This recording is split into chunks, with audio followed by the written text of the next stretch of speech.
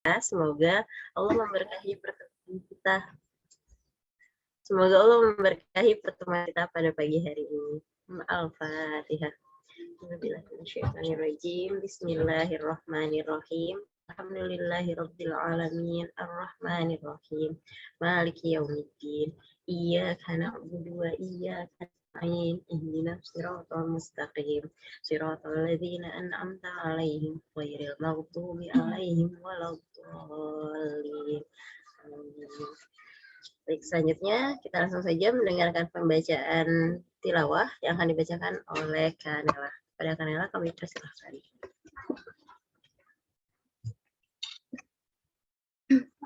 أعوذ بالله من الشيطان الرجيم بسم الله الرحمن الرحيم الخبيثات للخابثين والخابثون للخابثات والطيبات للطيبين والطيبون للطيبات أولئك مبرؤون مما يقولون لهم مغفرة ورزق karim, yang artinya perempuan-perempuan yang keji untuk laki-laki yang keji dan laki-laki yang keji untuk perempuan-perempuan yang keji pula. Sedangkan perempuan-perempuan yang baik untuk laki-laki yang baik dan laki-laki yang baik untuk perempuan-perempuan yang baik pula. Mereka itu bersih dari apa yang dituduhkan orang, mereka memperoleh ampunan dan rezeki yang mulia. Shadaqallahul azim.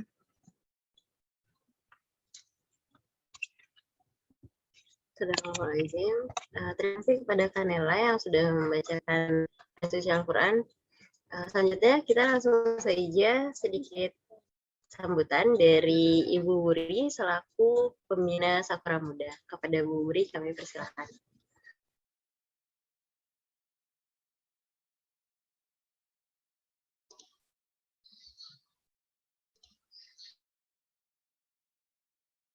Bismillahirrahmanirrahim. Apakah suara saya terdengar?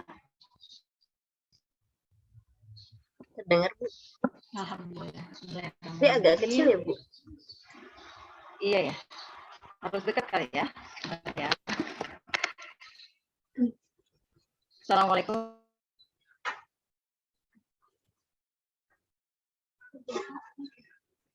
Halo Bu Wuri, kayaknya koneksi Bu Wurinya agak kurang stabil nih.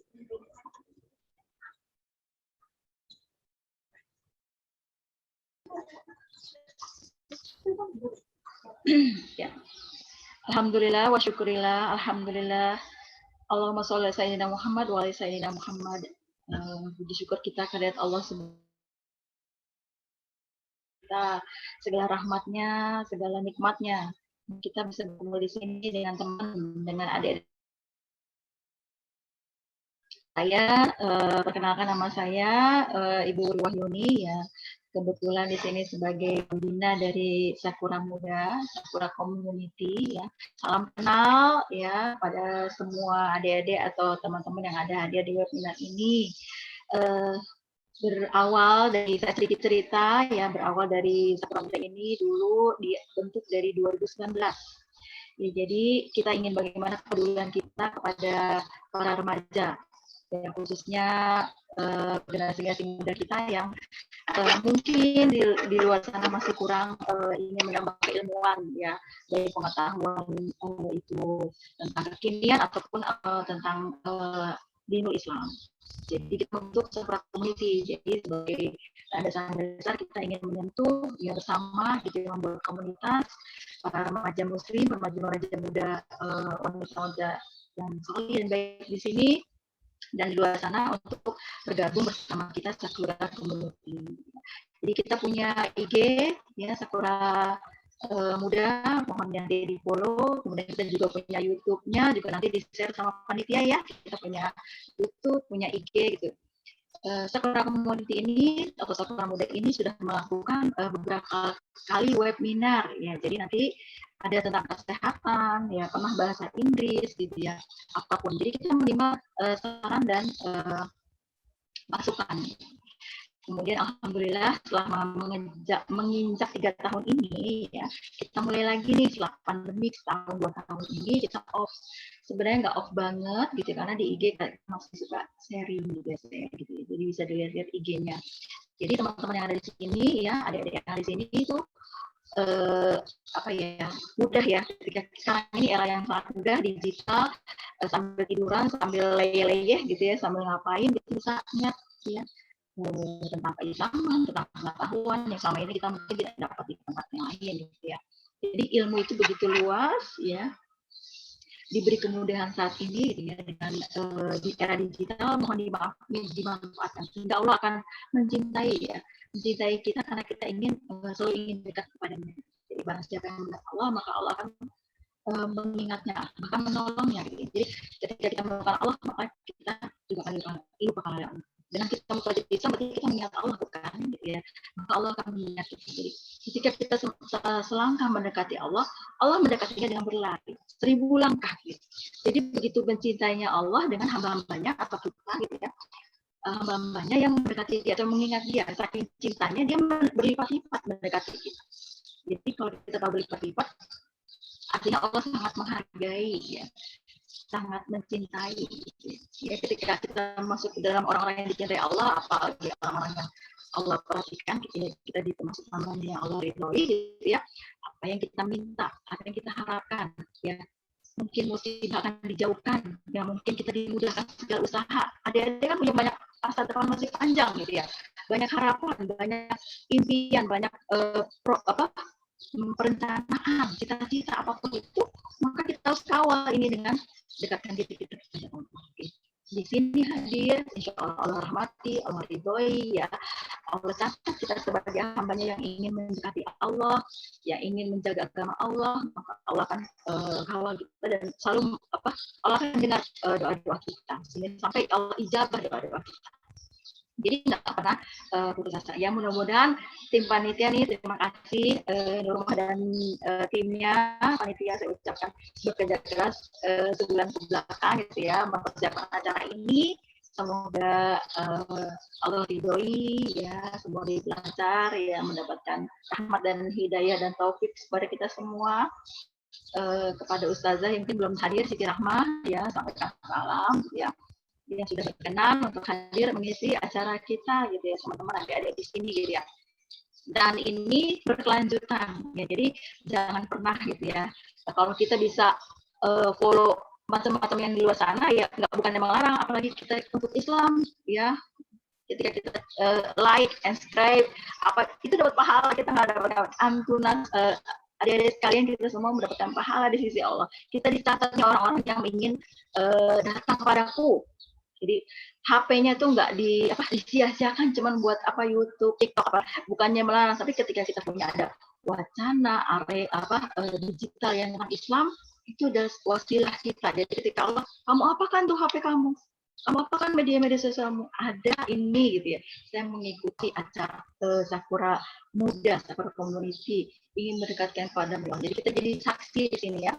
Mudah-mudahan Allah ridhoi gitu ya, semoga dibalaskan juga kepada pahala buat adik-adik sekalian ya, Allah balasan yang lebih baik kepada panitia.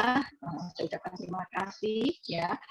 Nanti akan ada webinar selanjutnya, apalagi menjelang Ramadan, tunggu nantikan. Dan selain itu di-share lagi kepada teman-teman nih, kan ini ilmu kebaikan ya gitu ya, yang mungkin jarang kita temukan, jadi ini ya awas gitu ya, bagaikan air di tengah padang sahara ya, mungkin di sana banyak hiburan tapi mungkin nggak mengarahkan kita, mengingatkan kita kepada Allah, nggak mengingatkan kita kepada Islam ya. Ada satu-satunya jalan yang menyelamatkan di dunia ini adalah Islam gitu ya. Kalau ada komunitas yang mengajak kita kebaikan, menambah ilmu, menambah pengalaman, menambahkan kita menjadi ingat kepada Allah, kenapa kita tinggalkan? Maka kita datang ya. Jadi adik-adik sini pesan saya, kita ketemu lagi ya nanti di acara selanjutnya. Ini kita mempunyai program-program ke depan yang kita susun. Jadi mohon jadi masuk grup di Sakura IG-nya, Sakura Community-nya, tetap semangat ya, sambil kita banyak kegiatan di luar tapi kita juga mengisi tentang Islam. Mungkin itu sedikit banyak dari saya. Saya ucapkan terima kasih jazakumullah khair katsira. Adik-adik yang saya cintai, ya tim panitia.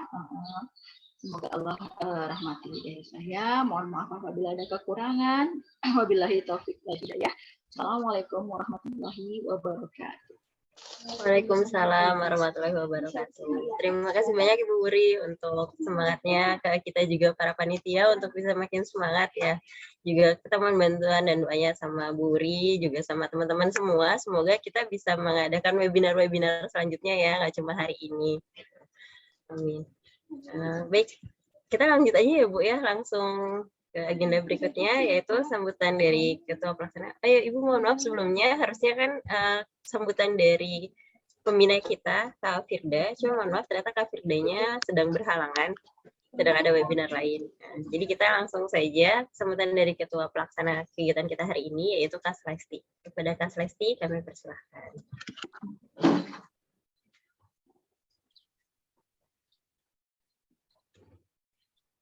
Bismillahirrahmanirrahim. Assalamualaikum warahmatullahi wabarakatuh. Alhamdulillahirrahmanirrahim. Puji syukur atas kehadirat Allah SWT yang telah melimpahkan rahmat dan karunia-Nya sehingga kita bisa berjumpa dan insya Allah dalam keadaan satu walafiat. Amin ya rabbal alamin. Salawat salam selalu tercurahkan kepada suri teladan kita, yakni baginda Nabi Muhammad SAW.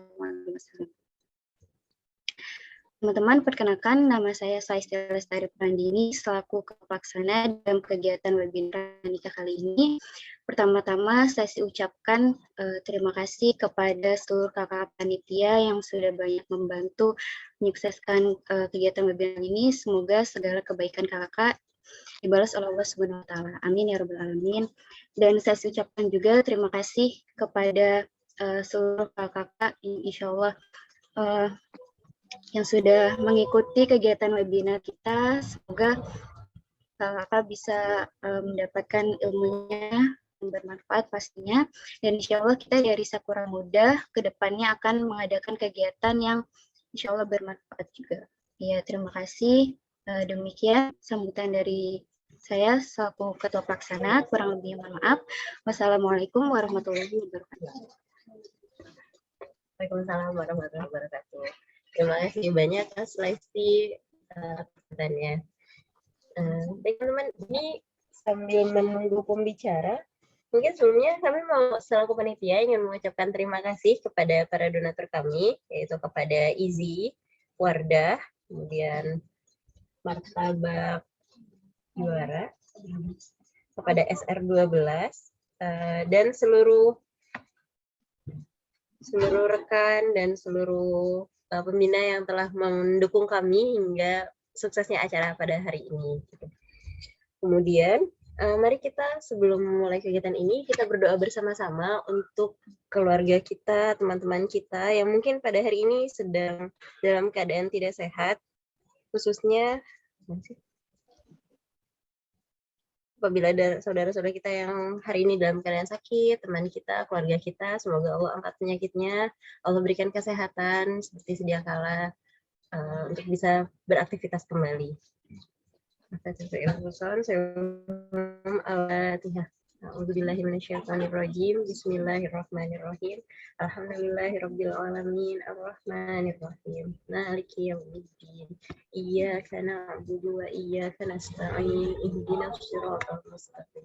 Siratal ladzina an'amta 'alaihim ghairil maghdubi 'alaihim waladdallin.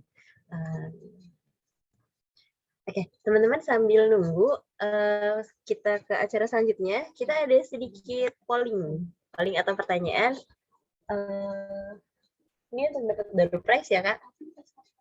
Ya, jadi polling ini berisi pertanyaan-pertanyaan singkat seputar webinar yang akan kita adakan pada pagi hari ini dan nantinya yang akan dibahas materinya oleh pembicara. Oh ya, sebelumnya mohon maaf juga, saya lupa memperkenalkan diri ya. Nama saya Siti Nurma, biasa dipanggil Nurma. Gitu. Jadi semoga kedepannya kan kita bisa ketemu lagi nih sama teman-teman sekalian di webinar-webinar lainnya. Jadi udah tahu nih, tadi ada Kak Slesti, terus ada saya sendiri Nurma, sama tadi ada Ibu Wuri ya. Mungkin nanti setelah acara ini juga teman-teman panitia yang lain akan memperkenalkan dirinya. Oke, teman-teman, kita mohon kesediaannya ya untuk mengisi polling. Polling ini terdiri dari 3 pertanyaan. Nanti di setiap pertanyaan dengan jawaban terbaik akan dapat door prize dari panitia. Oke, saya mulai pollingnya ya teman-teman.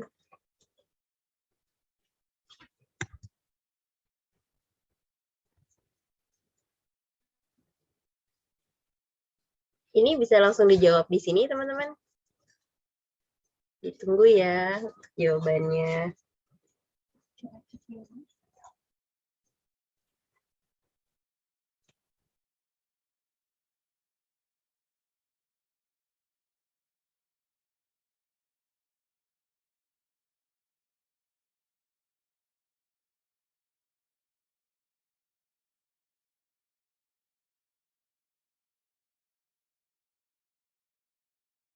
Teman-teman pollingnya muncul nggak ya? Boleh ada yang open mute? Open mic? Belum, Kak.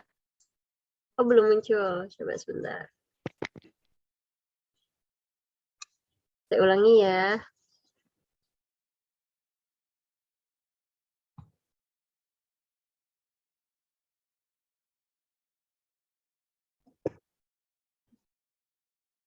Sudah, Kak? Atau masih belum? Belum ya, kayaknya.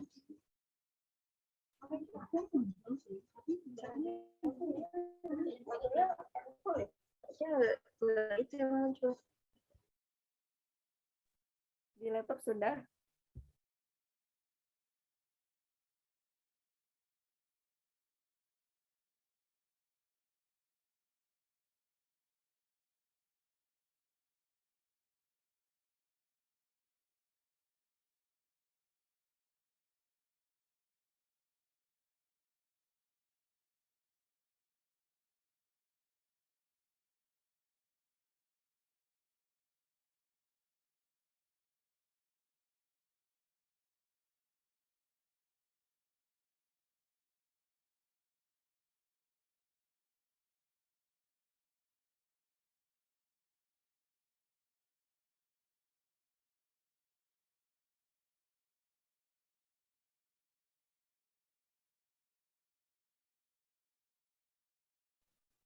Ya, teman-teman mohon maaf, ternyata sepertinya pollingnya agak bermasalah nih. Oke, kita pertanyaan langsung aja ya. Yang teman-teman boleh jawab via chat. Berarti sekarang harusnya diubah, bukan pertanyaan bukan jawaban terbaik, tapi jawaban tercepat. Siapa yang paling cepat jawab, itu yang dapat door prize ya, Kak. Oke. Pertanyaan pertama, kalau teman-teman ditanya kapan nikah, apa nih jawaban teman-teman? Jawabnya bisa langsung di chat aja ya, nanti kita pantau untuk chatnya.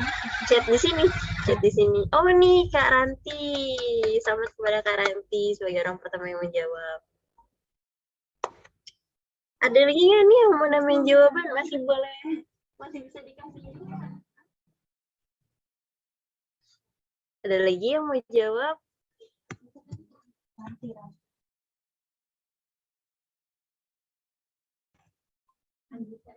Sudah siap lahir batin Kak?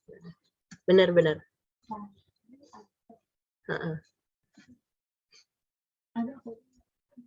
Ayo lagi, siapa lagi nih? Gimana sih menurut teman-teman kalau ditanya kapan nikah tuh kira-kira apa sih jawabannya?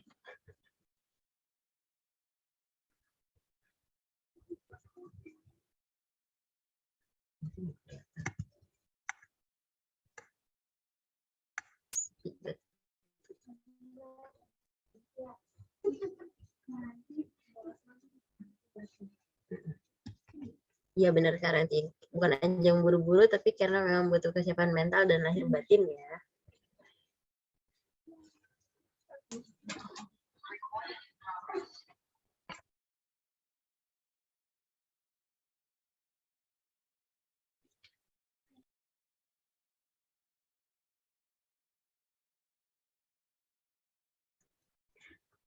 Ini udah nih, nggak ada yang mau coba kasih jawaban lain lagi nih teman-teman. Tahu ada yang punya jawaban lain gitu dari Kak India Taranti. Dari Kak Ranti atau Kak Anggita.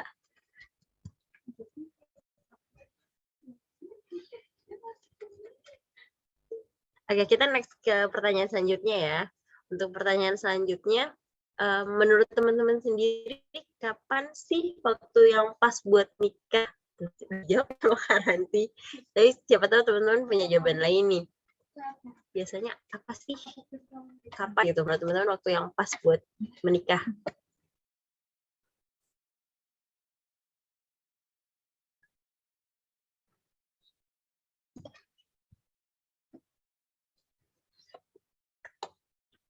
Ayo teman-teman, perlu kita ini dulu apa ya, spill door prize-nya apa biar teman-teman makin semangat kali ya. Oh, nih Karanti lagi. Ya Allah, Insya Allah nih Karanti. Ketika seseorang ekonomi sudah tercukupi, ya. Ada lagi nggak yang punya jawaban yang lain? Atau ada yang kayak nunggu ini nggak sih? Kayak aku maunya nikah kalau usiaku udah segini gitu. Atau aku maunya nikah kalau aku sudah lulus ini, bisa ini, atau apa gitu mungkin.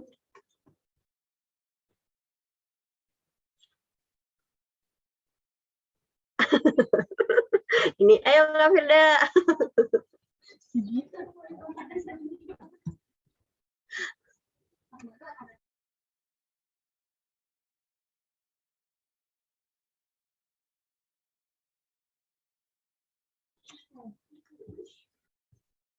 Ini nggak ada lagi nih yang mau jawab selain Karanti. Ayo Kak Anggita. Oh Kak Anis, kalau sudah dikasih jodoh sama Allah, iya benar Kak. Kalau nggak dikasih jodoh sama Allah, terus kita nikahnya sama siapa ya Kak? Bener-bener Kak Anis, iya nggak salah kok, bener Kak. Next, ada lagi nggak nih yang mau jawab? Kita masih open loh.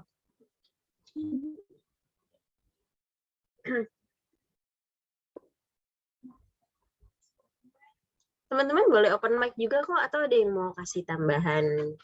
Aku susah Kak jelasinnya sambil di chat gitu, aku maunya ngomong. Boleh kok. Yuk. Oh ya, sama kita juga ada door prize buat yang makin aktif loh. Peserta teraktif akan dapat hadiah, dapat door prize dari kita. Perlu di-spill kali ya nih door prize-nya apa biar teman-teman semangat.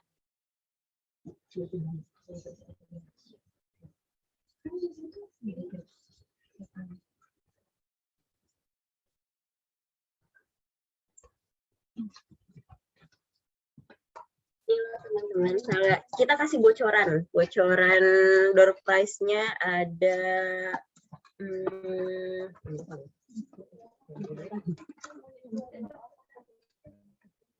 kita dari SR12. Teman-teman ada yang udah pernah lihat SR12 belum? Oh, ada susu kambing juga. Nih, ada susu kambing dari SR12. Terus ada lip matte. Yuk, biar kita tuh di webinar kali ini nggak cuma cantik dari dalam, tapi juga cantik dari luar.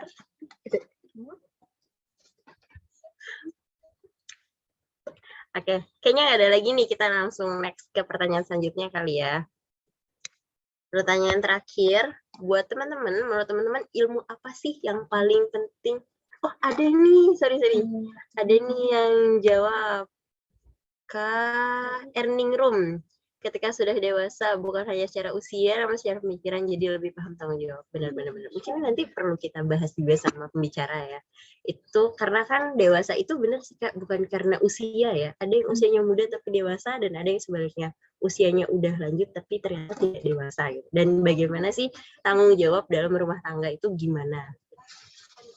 Oke, next pertanyaan terakhir nih. Ayo makin semangat dong teman-teman. Aduh sayang nih hadiahnya ada banyak banget loh. Pertanyaan terakhir, menurut teman-teman ilmu apa sih yang paling penting dipelajari sebelum menikah? Apakah itu ilmu memasak, ataukah itu ilmu apa ya, ilmu psikologi atau ilmu apa gitu menurut teman-teman? Menurut Karanti ilmu mengasuh anak, ilmu mengatur waktu. Kak Fitara ilmu tauhid, komunikasi dengan pasangan, parenting, manajemen emosi. Benar. Semuanya benar. Semuanya benar menurut saya. Nanti kita bahas lebih lanjutnya sama pembicara ya. Ayo lagi. Ayo menurut teman-teman yang lain ada lagi nggak nih yang punya pendapat apa sih? Ilmu masak nggak ada? Tadi saya ada. Kalau Panita ada yang bilang ilmu masak. Karena biasanya sebelum nikah tuh nggak bisa masak. Jadi pas mau nikah baru ngebut belajar masak.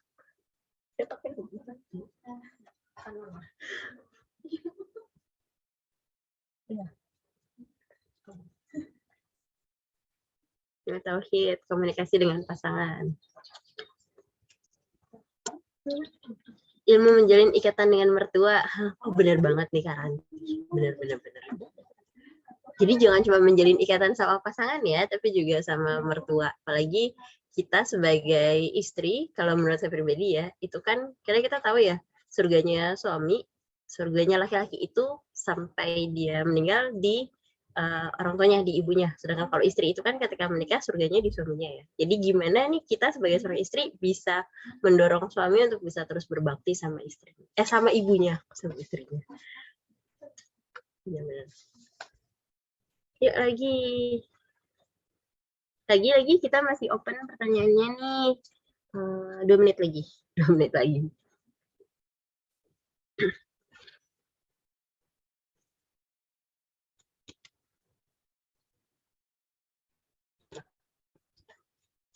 Udah kali ya Kak? Oke. Katanya pollingnya udah nih Kak, ditutup. Kita sudah menemukan jawaban-jawaban yang menarik dan tercepat nih. Terima kasih ya buat teman-teman yang udah ikutan polling kita.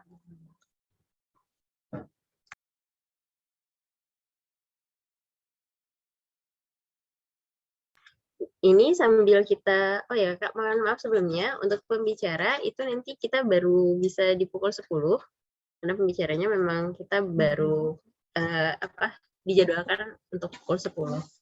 Nah, sambil menunggu pembicara, ini kan masih ada sekitar setengah jam. Teman-teman, kalau tidak kenal itu maka ta'aruf ya, maka tak sayang ya.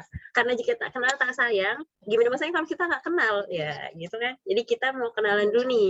Pertama kita kenalan sama panitia dulu ya, panitia yang ada di sini. Sebenarnya dari saya kali ya. Tadi udah kenalan banyak hal, tapi kita suruh kenalan lagi. Oke. Nama saya tadi Siti Nurma, bisa dipanggil Kak Nurma. Kemudian untuk ketua pelaksana kita mungkin bisa say hello lagi Kak Selaisti. Halo, nama saya Selaisti Lestari Puandini, selaku Ketua Pelaksana. Selanjutnya ada Kak Kusno. Halo, Assalamualaikum. Nama aku Cusno. Salam kenal semuanya. Panitia yang lain boleh open mic sama ininya, kameranya.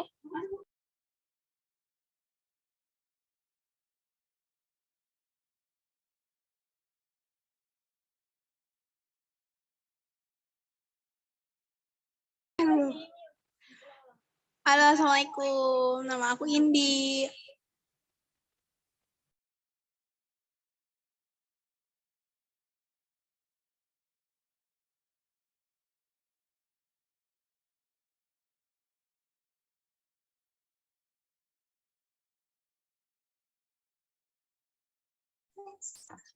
Halo, Assalamualaikum.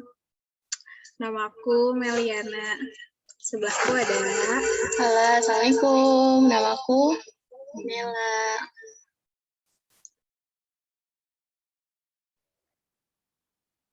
Halo, Assalamualaikum teman-teman. Nama saya Subia Sarman, bisa dipanggil Kabia. Salam kenal semuanya. Ya, terima kasih kepada kakak-kakak panitia. Nih, dihafalin nih teman-teman, kita sedikit kok, cuma ada ber-7. Nanti kita ada games, saya akan tanya balik siapa aja nama panitia yang ada di kegiatan hari ini. Tadi ada siapa? Saya sendiri Nurma, terus ada Kak Selaisti, ada Kak Cusnul, ada Kak Nela yang tadi baca tilawah, kemudian ada Kak Indi, ada Kak Meli, sama Kabia terakhir. Oke, itu perkenalan dari kami. Kemudian sekarang kita mau kenalan nih sama teman-teman. Teman-teman boleh dong open mic sama open kameranya. Yuk, saling kenal. Terus kalau next mau ada kegiatan lagi kan jadinya udah lebih kenal.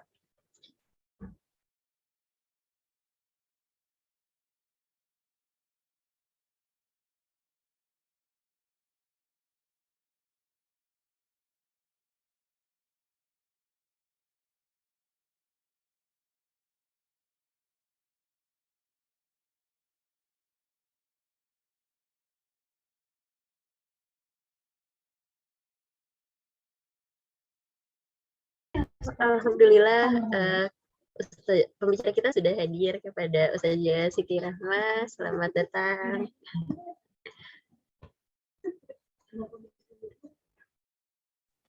Ya, Assalamualaikum warahmatullahi wabarakatuh. Waalaikumsalam warahmatullahi wabarakatuh. Alhamdulillah.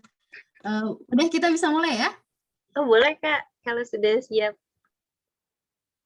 Ya, baik. Sudah? Atau ada agenda lain lagi? Enggak boleh. Boleh dimulai Kak. Ya, baik. Bismillahirrahmanirrahim. Assalamualaikum warahmatullahi wabarakatuh. Alhamdulillahirrabbilalamin. Wassalatu wassalamu ala asyrafil anbiya'i wal mursalin wa ala alihi wa sahbihi ajmain amma ba'du. Rabbi shrah li sadri wa yassir li amri wahlul 'uqdatam min lisani yafqahul qawli. Rabbi zidni ilman warzuqni fahman. Amin amin ya rabbal alamin. Baik teman-teman, semoga senantiasa Allah berikan kesehatan ya. Dan kesehatannya berkah sehingga usianya berada dalam ketakwaan dan ketaatan kepada Allah. Amin. Baik. Nanti saya mohon izin slide-nya silakan dari panitia ya untuk ditampilkan. Karena saya pakai handphone ini, laptopnya agak belum bisa berkawan baik hari ini.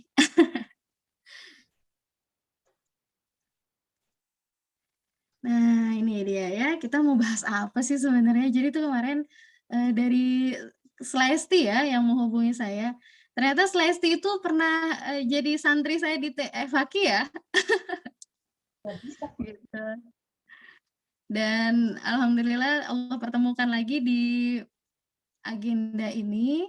Cuma memang belum bisa bermuajahah ya karena memang kondisi kita sedang ada kunjungan dari temannya COVID-19, Om Ikron ya, lagi berkunjung. Jadi semoga semuanya sehat walafiat ya pastinya. Baik teman-teman, perkenalkan sebelumnya nama saya Rahma. Di sini tercantumnya Igelia Rahma, jadi itu nama pena dan nama panggung. Kalau nama lengkapnya tadi yang sudah disampaikan ya, nama lengkapnya Siti Rahmah Yuliana. Nah, sebenarnya tetap ada rahmahnya, tapi Igelia itu memang nama pena yang sudah dibangun sejak SMA. Jadi saya memang tukang nulisnya nulis buku diari padahal begitu ya, dan lain-lain sebagainya. Diarinya sampingan. Baik teman-teman, kemudian saya seorang mahasiswi. Saya kuliah di IIKI, tapi sekarang masih dalam proses mengerjakan tesis. Kemudian saya juga masih aktif di Cafe BBC Motivator School. Di sini ada Kak Rosi ya. Assalamualaikum Kak Rosi. Kak Rosi ini salah satu teman sekelas saya di Cafe. Waalaikumsalam warahmatullahi wabarakatuh, Kak Rahma. Ya baik, kemudian di Cafe ini kita belajar tentang banyak hal ya, tentang komunikasi. Kemudian di sini kan tagline-nya Cafe BBC Motivator School. Jadi hal-hal yang menunjang motivator maka dipelajari di kampus ini. Dan kabar baiknya di Cafe ini tidak ada biaya, sehingga kita beasiswa di sana. Jadi kalau misalnya teman-teman mau bergabung untuk kuliah di Cafe, maka nanti update terus tentang Cafe-nya ya. Kemudian ibu rumah tangga juga alhamdulillah sudah menikah dan sudah punya 2 putra. Insya Allah bertambah terus. Kemudian juga di sini saya tulis sebagai teman diskusi ya. Teman diskusi atau teman sharing ilmu. Karena memang sejatinya apa yang kita punya itu semuanya punya Allah, jadi harus dibagi-bagikan. Walaupun sebenarnya yang kita punya tuh nggak banyak ya. Ini mohon maaf, ini mic-nya susah digeser, jadi nggak apa-apa ya, kelihatan. Nah, baik teman-teman, sedikit perkenalan saya, dan kemudian, oh ya, saya juga, jadi dulu saya sekolah tuh di Jakarta, makanya di sini saya cantumkan SMK Negeri Jakarta. Saya dulu ADS di sana, aktivis dakwah sekolah, setelah menikah dengan suami yang di Pondok Aren, akhirnya tinggalnya di Pondok Aren sekarang. Dan tetap melakukan aktivitas dakwah, tapi memang lingkupnya tidak di sekolah. Kemudian saya kuliah S1, lulusannya STI SEBI, mungkin ada yang tahu ya. STI SEBI, Sekolah Tinggi Ekonomi Islam SEBI. S2-nya saya lanjut ke IIKI, tapi memang masih dalam proses tesis, dan insya Allah akan diteruskan. Semoga bisa sampai selesai, dan sekarang masih tetap juga berada di KAFI, BBC Motivator School. Itu saja perkenalan singkatnya. Nanti kalau misalnya memang ada yang mau ditanyakan lebih detail, boleh kita sharing-sharing di belakang layar ya. Jadi, oh ya sebelumnya, jadi kita ini dialog komunikatif ya. Jadi kalau misalnya ada di antara teman-teman yang langsung mau mengajukan pertanyaan, maka sangat dipersilakan. Oke, seperti itu ya. Jadi supaya kita lebih interaktif aja. Jadi santai aja, nggak usah nunggu selesai kemudian baru bertanya. Tapi kalau mau seperti itu juga tidak ada masalah. Gitu ya. Baik teman-teman, jadi perkenalkan nama saya Rahma. Jadi kalau misalnya teman-teman mau panggil, silakan panggil Kak Rahma. Ustazah ini karena Celesti ini santri saya, jadi manggilnya Ustazah. Nggak usah panggil kakak aja, biar kita lebih akrab ya. Gitu.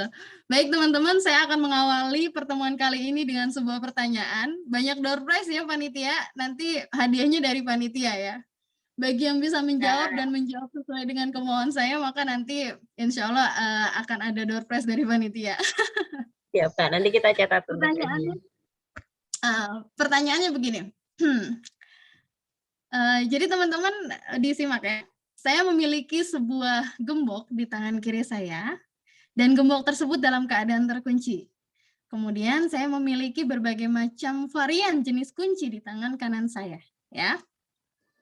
Kira-kira kalau saya meminta tolong kepada teman-teman semua, kira-kira bagaimana sih cara teman-teman untuk membuka gembok tersebut? Ya, saya ulangi, saya memiliki sebuah gembok di tangan kiri saya, dan kemudian saya memiliki berbagai macam varian kunci untuk membuka gembok yang terkunci ini. Gitu. Ranti boleh up suaranya ya sayang, disampaikan pakai voice kalau bisa. Jadi kira-kira bagaimana caranya untuk membuka gembok yang terkunci ini? Silakan buka audionya ya, dan kemudian sampaikan pendapat. Kedengeran sayang? Oh ya, kalau menurut aku buat cari yang sesuai buat buka gembok itu pilih kunci yang sesuai ukurannya. Biasanya juga kan ada gembok itu ada kayak simbol-simbolnya, mungkin itu yang bisa cocok sama gembok kode gitu ya? Ya mungkin kode atau bentukannya gitu Kak. Oh gitu, oke, ditampung. Bisa lihat dari situ. Oke, baik. Yang lain ada lagi jawabannya? Maaf Kak, interupsi. Ini mungkin bisa dicoba-coba juga. Baik, dicoba-coba. Cocok ini. Kalau jadi setiap jawaban itu kan? nanti sebenarnya akan menggambarkan kepribadian kita ya. Oke, dari Ranti jadi jawabannya dicoba-coba. Dicoba-coba dan mencari kode yang cocok. Tapi nggak usah coba-coba. Yang lainnya ada? Dianalisis dulu ya.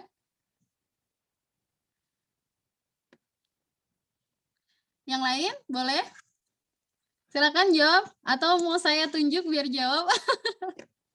Pokoknya kita santai aja ya, biar nggak usah terlalu formal, kita dialog interaktif aja. Siapa lagi yang mau jawab? Silakan.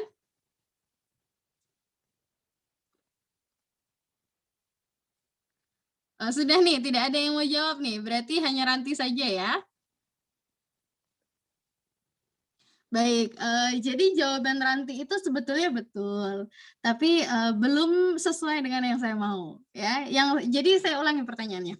Saya memiliki sebuah gembok yang terkunci di tangan kiri saya, ya, dan kemudian saya memiliki berbagai macam varian kunci di tangan kanan saya. Kalau saya meminta tolong kepada Anda semua untuk membuka gembok yang terkunci ini, maka apa yang Anda lakukan? Ya, kalau saya meminta tolong kepada Anda untuk membuka gembok yang terkunci ini, apa yang Anda lakukan? Kak Rosi, silakan pendapatnya apa? Panitia boleh jawab nggak nih Kak? Katanya panitia ada yang mau jawab. Oh gitu, boleh. Apa jawabannya? Panitianya siapa namanya?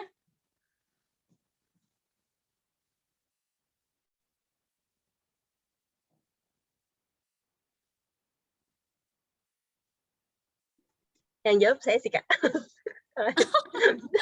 Boleh. Tadi kan Kak Rahma bilang minta tolong sama kita. Berarti misalnya Kak Rahma yang pegang kunci dan gembok, minta tolong sama saya nih. Ya saya nanya sama Kak Rahma tadi kuncinya yang mana? Betul, itu dia jawaban yang saya mau. Kok kamu bisa tahu sih? Ya kan kakak yang udah pegang kuncinya sama gemboknya. Ya, betul. Baik, Masya Allah. Jadi memang jawabannya adalah tanyakan kepada pemiliknya ya. Nah, pemiliknya kan saya dalam hal kunci dan gembok tersebut. Maka tanyakan kepada pemiliknya, Kak, ini kuncinya yang mana? Baru setelah itu buka gembok yang terkunci tersebut dan kita bisa membukanya dengan sangat mudah. Setuju ya? Setuju, alhamdulillah. Baik, kita lanjut ke slide berikutnya. Nah, jadi kira-kira jadi kan judulnya di sini siap bertemu jodoh nggak nih gitu. Nah, jadi untuk menganalisis diri kita apakah kita sudah siap untuk menjumpai jodoh, maka kita harus menganalisis apakah kita sudah siap. Cara menganalisisnya bagaimana? Yaitu harus mengecek alasan kita, kenapa sih kita mau menikah di usia sekarang gitu. Nah, maka yang pertama, apakah karena teman-teman udah pada nikah makanya kita mau nikah gitu ya. Aduh, teman-teman gue udah pada nikah gitu kan. Teman-teman gue udah pada nikah dan kemudian gue masih jomblo seorang diri. Kalau mereka double date, triple date, gue nggak ikut gitu. Akhirnya kita jadi pengen nikah gara-gara itu gitu. Kemudian yang kedua, gara-gara banyak masalah gitu. Nah, jadi dulu tuh sebenarnya ini jadi guyon ya. Karena dulu saya juga termasuk yang begitu. Karena misalnya gini, di organisasi masalah banyak banget. Skripsi belum kelar-kelar waktu kuliah 1 dulu ya. Kemudian banyak lah pokoknya masalah-masalah, tugas numpuk banget. Aduh kayak gini, pengen nikah aja deh, pengen nikah gitu. Jadi menjadikan pernikahan itu sebuah pelarian dengan berharap menikah itu kita bisa menemukan solusi. Padahal sebetulnya ketika kita menikah itu sebenarnya bukan bukan menjadikan pernikahan itu adalah solusi ketika kita punya masalah, melainkan pernikahan itu adalah kita menambah sebuah masalah yang baru, tapi dengan sudut pandang yang berbeda, gitu. Kenapa sih begitu? Jadi yang perlu kita lakukan apa sih? Yang perlu kita lakukan adalah bagaimana caranya kita bisa menyelesaikan masalah-masalah kita dulu sebelum kita menikah, dan kemudian setelah menikah, saat ada masalah berdatangan, kita akan mampu lebih siap. Sebenarnya gitu ya. Kemudian berikutnya karena faktor usia. Jadi, aduh gue pengen nikah, soalnya usia gue udah di atas 25 tahun gitu kan. Nah, khawatir, kemudian ada rasa khawatir karena reproduksinya terhambat gitu. Padahal sebenarnya Allah itu yang lebih tahu ya, mana yang baik untuk kita. Kalau misalnya di usia sekarang, kemudian Allah datangkan jodoh, maka langsung datang. Tapi kalau misalnya Allah lebih tahu, mungkin nanti yang lebih baik, maka itu yang lebih baik. Kemudian alasan karena desakan orang tua, tetangga, dan seluruh dunia. Ini saya agak lebay ya. Seluruh dunia. Maksudnya gimana sih, Kak? Jadi kita itu tidak akan pernah luput dari pertanyaan orang-orang. Kita ditanya, kapan nikah gitu kan? Nanti kalau udah nikah ditanya lagi kapan punya anak gitu. Kalau udah punya anak nanti ditanya lagi, kemarin lahirannya normal atau sesar gitu. Kemudian tanya lagi, ini anaknya dikasihnya ASI atau sufor gitu. Pokoknya banyak sekali deh. Gitu. Sampai terakhir itu saya dengar pertanyaan gini dari kerabat terdekat padahal ya. Gitu. Wah, anaknya 2 laki-laki semua ya gitu kan. Ya udah nanti 1 lagi kali dapat perempuan gitu. Jadi kita nggak akan pernah luput dari perhatian dan kasih sayang orang lain ya. Itu bagian dari kasih sayang mereka. Dan mereka mengaplikasikan rasa kasih sayangnya itu dengan mempertanyakan hal-hal tersebut. Gitu. Nah, kita nggak bisa kontrol lisan orang lain. Tapi kita bisa kontrol diri kita untuk mengelola rasa agar tidak salah dalam memberi respon. Dan respon itu untuk diri kita sendiri juga untuk memberi saran. Maksudnya bagaimana? Respon untuk diri sendiri itu maksudnya sebisa mungkin kita memahami setiap pertanyaan yang mereka bangun adalah wujud perhatiannya untuk kita, gitu ya. Jadi nggak banyak juga kan orang-orang yang perhatian sampai seperti itu, gitu kan. Nah, dengan adanya pertanyaan tersebut, maka kita bisa mengakhirinya dengan permintaan doa. Barangkali dengan dari lisan siapapun kan kita tidak akan pernah tahu ya, doa yang terpanjat dan kemudian menjadi terkabul untuk kita, gitu ya. Nah, kemudian kalau itu kan respon untuk pribadi diri kita ya. Nah, kemudian kepada yang memberi pertanyaan juga kita harus punya respon yang positif. Maksudnya bagaimana?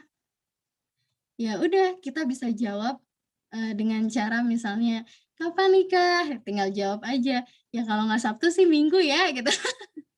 Guyon ya. Nah, karena kalau selain itu biasanya tamu undangan sibuk karena kan kerja Senin sampai Jumat gitu. Ya, kita aja guyon aja, jadi dijadikan santai. Nah, kemudian jawaban lain misalnya kapan nikah gitu kan? Ditanya kapan nikah, jawaban yang itu tidak membuat jarak di antara kita dan si pemberi pertanyaan. Ya misalnya jawab aja, iya nih belum ada yang beruntung buat dapetin hati aku gitu kan. Seperti itu. Jadi pahami bahwa ada pertanyaan yang terkesan mendesak itu adalah bentuk kasih sayang dari orang tersebut kepada kita. Gitu ya. Kemudian analisis lagi. Kenapa sih kita mau menikah? Karena dianya siapa? Jadi karena seseorang telah datang dan kemudian kita melihat dari berbagai macam kepribadiannya sangat indah, nah gitu ya, parasnya indah gitu, kemudian kelihatannya dia soleh gitu kan. Nah akhirnya kita menikah karena dia sudah datang dan kemudian kita menerima itu gitu. Dan sebenarnya sah-sah saja, tapi harus ada yang kita pertimbangkan ketika kita mau menikah dengan seseorang, maka jangan sampai lupa kita harus menyertakan dia. Jadi yang paling bawah tuh karena dianya besar itu siapa? Allah Subhanahu wa taala. Gitu ya. Jadi apa sih ciri kita menikah karena Allah? Nah, ciri kita menikah karena Allah adalah selalu memenangkan Allah di setiap proses, bahkan hasilnya. Gitu. Misalnya saat hendak memantapkan diri dengan calon pasangan, hal utama yang dilakukan adalah mendekat dengan melakukan istikharah. Nah, itu tandanya kita memenangkan Allah. Kak, boleh nggak sih kita nikah sebab kita senang terhadap parasnya? Boleh nggak sih kita menikah sebab kita menyenangi hartanya misalnya gitu ya. Jadi karena dia udah mapan gitu kan. Dan kemudian dia punya kepribadian yang baik, rumah pribadi, mobil pribadi misalnya gitu ya. Nah, kemudian boleh nggak sih kita menikah sebab dia keturunan baik-baik gitu. Nah, ternyata ada hadis yang Rasulullah sampaikan yang diriwayatkan oleh Bukhari dan At-Tabrani ya. Barang siapa menikahi wanita karena memandang kedudukannya, maka Allah tidak akan menambah padanya kecuali kehinaan. Gitu. Dan barang siapa menikahi wanita karena hartanya, maka Allah akan menjadikannya melarat. Nah, jadi saya ingin gini, membayangkan kalau kita menikahi seseorang karena hartanya misalnya ya. Misalnya akan ada masalah-masalah lain yang kemungkinan timbul sebab itu. Contoh misalnya akan ada perkataan yang tidak enak. Semisal kita direndahkan sebab harta tersebut. Gitu. Kamu kalau bukan nikah sama aku, gitu ya. Aku orang terpandang, aku orang berharta, gitu kan.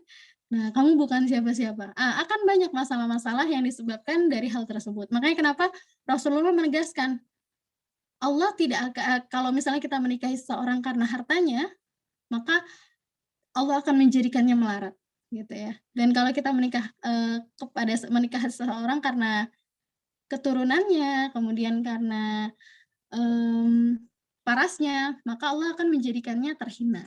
Gitu. Jadi dalam hadis ini tuh Allah ingin mengajarkan kepada kita makna dari tidaklah seseorang bergantung kepada makhluk kecuali pada Allah. Maksudnya bagaimana?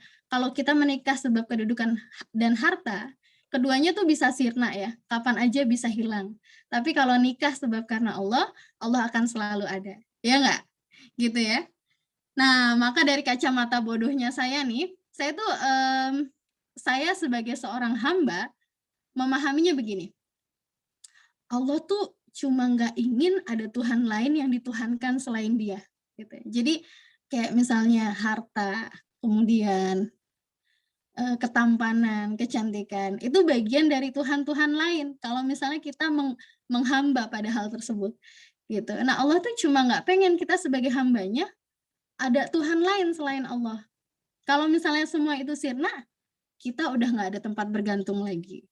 Nah, jadi Allah tuh romantis banget sebenarnya. Allah tuh cuma nggak mau kita sebagai hambanya nggak ada tempat meminta. Udah gitu aja, gitu ya. Intinya menikah karena Allah adalah selalu memenangkan Allah dan menyertakan Allah dalam setiap prosesnya. Misalnya ketika ta'aruf, nah maka harus melibatkan Allah, istikharah gitu ya, istikharah, dan itu terus dilakukan sampai kita menjumpai hasil dan kecenderungan hati, gitu. Dan kemudian apa sih ciri kita memenangkan Allah dalam prosesnya? Misal ada ujian kecil, misalnya dan kemudian ada ujian kecil dalam proses menjelang pernikahan. Nah, makanya harus dilihat apakah setiap keputusan yang diambil adalah memenangkan Allah atau tidak. Gitu. Misal nih, kita udah khitbah, terus mau nikah. Ternyata kita baru tahu bahwa si calon itu punya mantan, misalnya gitu. Maka dalam proses mengelola rasa yang harus kita lakukan, endingnya adalah memenangkan Allah. Gitu. Berpikir kalau nggak lanjut kita berhenti di sini, wah yang menang bukan Allah tapi setan dan bala tentaranya itu, gitu kan? Karena kan prestasi mereka adalah memecah belah keluarga Muslim dan tidak menyatukan bakal calon keluarga Muslim. Gitu. Itu tuh prestasi tertingginya setan ya. Nah, kemudian kita akhirnya harus mengalahkan setan dengan apa? Mengalahkan ego kita. Dan kita harus memenangkan Allah sehingga terjadilah pernikahan yang diwujudkan, yang diimpikan dan terwujud. Gitu. Jadi setiap ciri dari kita menikah karena Allah adalah senantiasa menyertakan Allah dan memenangkannya. Gitu ya. Nah, kemudian setelah itu ternyata dalam menikah itu bukan hanya romantis-romantisan loh gitu, tapi ada ilmu yang harus dipersiapkan. Nah, ini sebenarnya banyak sekali ilmu ya, tapi yang saya sampaikan ini hanya beberapa. Nanti kita boleh kalau misalnya kita tidak bahas di slide, boleh nanti kita sambil sharing saja ya. Nah, yang pertama adalah ilmu komunikasi. Gitu. Coba bayangkan dulu ya. Bayangkan aja dulu. Kalau seandainya kita tidak memiliki ilmu komunikasi dengan baik, maka setiap permasalahan kecil itu pasti akan rumit, akan pelik. Nah, maka perlu banget untuk kita mempelajari bahasa komunikasi, terutama bahasa komunikasi terhadap pasangan. Gitu. Loh, emang beda ya bahasa komunikasi sesama kita dengan pasangan gitu, dengan lawan jenis. Beda banget. Jadi misalnya gini, contoh. Perempuan itu biasanya cenderung menggunakan bahasa-bahasa tidak langsung, sedangkan laki-laki cenderung menggunakan bahasa yang langsung, gitu. Maka nanti ketika sudah berumah tangga, itu biasanya perempuan kan menggunakan bahasa kode ya. Nah, kalau kita tidak mempelajari ilmu rumah tangga, akan terus saja begitu, dan kita akan merasa menjadi wanita yang paling menderita, gitu. Padahal sebetulnya simpel saja, kita harus memahami apa yang lawan jenis atau suami kita tuh mau, gitu. Suami tuh maunya kalau ada apa-apa misalnya pakai bahasa langsung, nggak usah pakai bahasa kode. Sebab apa? Sebab nanti tidak akan pernah sampai maksudnya, maksud tidak tersampaikan, dan kemudian kita akan menjadi wanita yang paling menderita, gitu kan? Seperti itu. Contoh misalnya, jadi saya tuh kalau ngajar dulu waktu awal nikah, misalnya ada jadwal ngajar. Sayang, aku ada jadwal ngajar hari ini dan full sampai sore. Aku belum sempat jemur, gitu kan? Nah, maksud saya itu, saya mau bilang, maksudnya tolong jemurin dong, gitu. Tapi kalau perempuan itu memang sudah fitrahnya menggunakan bahasa-bahasa kode, bahasa-bahasa tidak langsung. Akhirnya suami menangkapnya, oh ya udah nggak apa-apa, santai aja gitu kan. Jadi tidak tersampaikan maksud kita untuk meminta tolong kepada suami untuk menjemur baju, misalnya gitu ya. Itu kan simpel ya. Tapi karena itu bertumpuk, biasanya nanti akan jadi bom dan meledak gitu. Padahal itu hal-hal remeh-temeh, tapi jadi rumit. Gitu. Nah, jadi nanti dalam pernikahan itu kita harus mempelajari bahasa komunikasi. Contohnya salah satu contohnya adalah ketika kita ingin mengungkapkan maksud, maka yang harus kita lakukan adalah mempelajari laki-laki ini senangnya dengan bahasa-bahasa langsung. Kalau perempuan bahasa kode. Nah, maka nanti yang laki-laki harus belajar bagaimana caranya memahami bahasa kode perempuan, dan perempuan harus belajar bagaimana cara mengungkapkan segala sesuatu dengan langsung, biar semuanya dengan baik-baik saja, biar semuanya bisa baik-baik saja. Contoh misalnya lagi, nanti udah nggak boleh bilang nih, Bi ini belanjaan masih ada di motor, jangan bilang gitu, tapi bilang aja, Bi mau nggak tolong bawain belanjaan yang ada di motor, itu, jadi bahasa-bahasa langsung. Jadi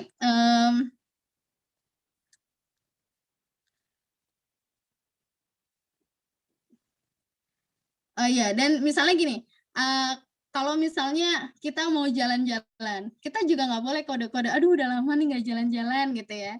Nah, yang harus dilakukan apa? Langsung aja ajak, minggu ini kita pergi yuk, gitu ya. Jadi laki-laki itu tidak akan pernah bisa memahami perempuan kalau dia menggunakan bahasa-bahasa tidak langsung. Nah, terlebih perempuan itu berbicara 20.000 kata per hari ya, sedangkan laki-laki itu hanya 7.000 kata per hari. Dunia tuh bakal bisa jadi ramai banget kalau misalnya untuk laki-laki ya, kalau misalnya si istri ini tidak tersalurkan 20.000 kata per harinya, gitu ya. Misalnya suami kerja di kantor udah habis nih 7.000 katanya, sampai ke rumah pengennya kan istirahat karena memang fitrahnya 7.000 kata itu sudah habis gitu. Nah, ketika ke rumah maunya istirahat, jadi banyak diam. Nah, si istri yang di rumah misalnya tidak ada aktivitas di luar, akhirnya masih memiliki 20.000 kata itu kan, secara jadi tidak terkeluarkan dan tidak tersalurkan secara sempurna. Maka saat si suami pulang, nanti istri akan menumpahkan 20.000 katanya kepada si suami. Nah, ini kan kalau misalnya tidak ada ilmu komunikasi yang baik, maka tidak akan saling mengerti. Si istri merasa nanti pada akhirnya, kok suami nggak ngerti ya? Kan aku di rumah seharian mau cerita banyak, tapi si suami cuma jawab, ya, sip, oke, gitu. Kayak gitu ya.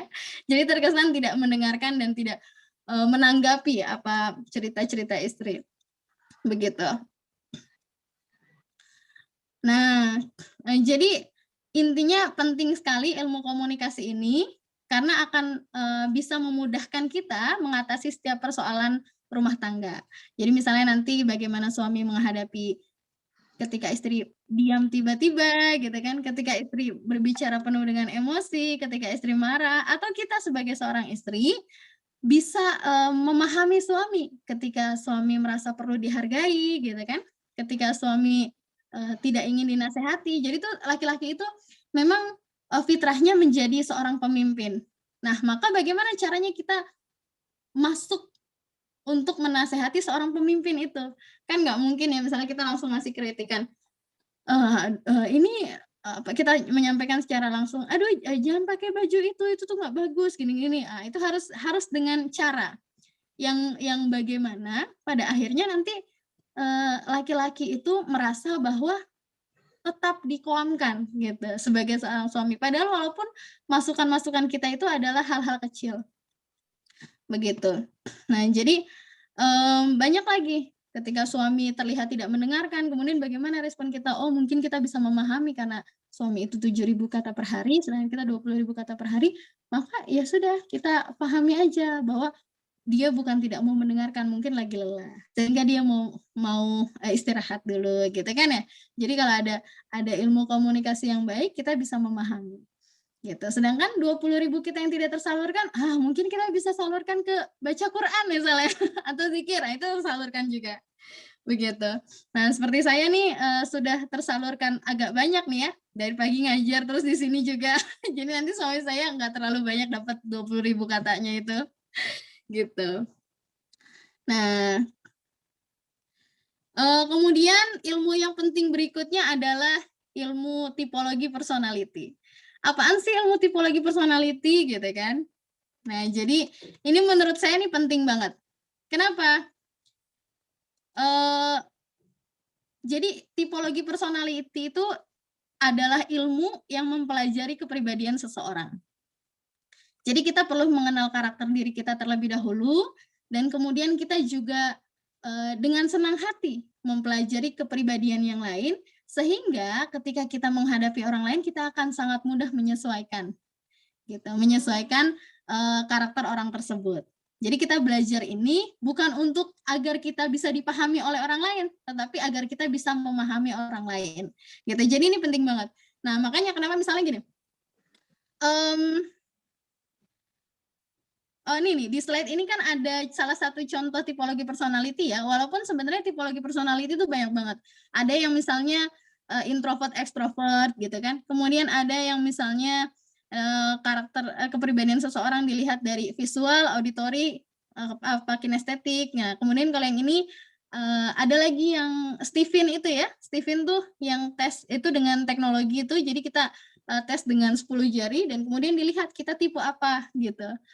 Dan di situ nanti kita jadi bisa mempelajari kepribadian kita gitu. Dan kemudian yang ini yang saya taruh ini sebenarnya paling mudah dipelajari menurut saya sih ya.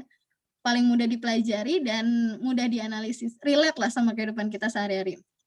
Jadi contohnya misalnya ada kepribadian, 4 kepribadian ini, ada koleris, sanguinis, melankolis, pragmatis. Nah, kita harus paham diri kita nih bagian yang mana sih? Apakah kita si koleris gitu, atau kita sanguinis, atau melankolis, atau pragmatis? Dan kemudian nanti pasangan kita kira-kira kepribadiannya apa sih gitu, sehingga kita nantinya bisa menyesuaikan pasangan kita. Kira-kira kalau berbicara dengan orang yang melankolis gimana ya gitu. Kira-kira kalau berbicara dengan orang yang koleris gimana ya gitu. Nah, jadi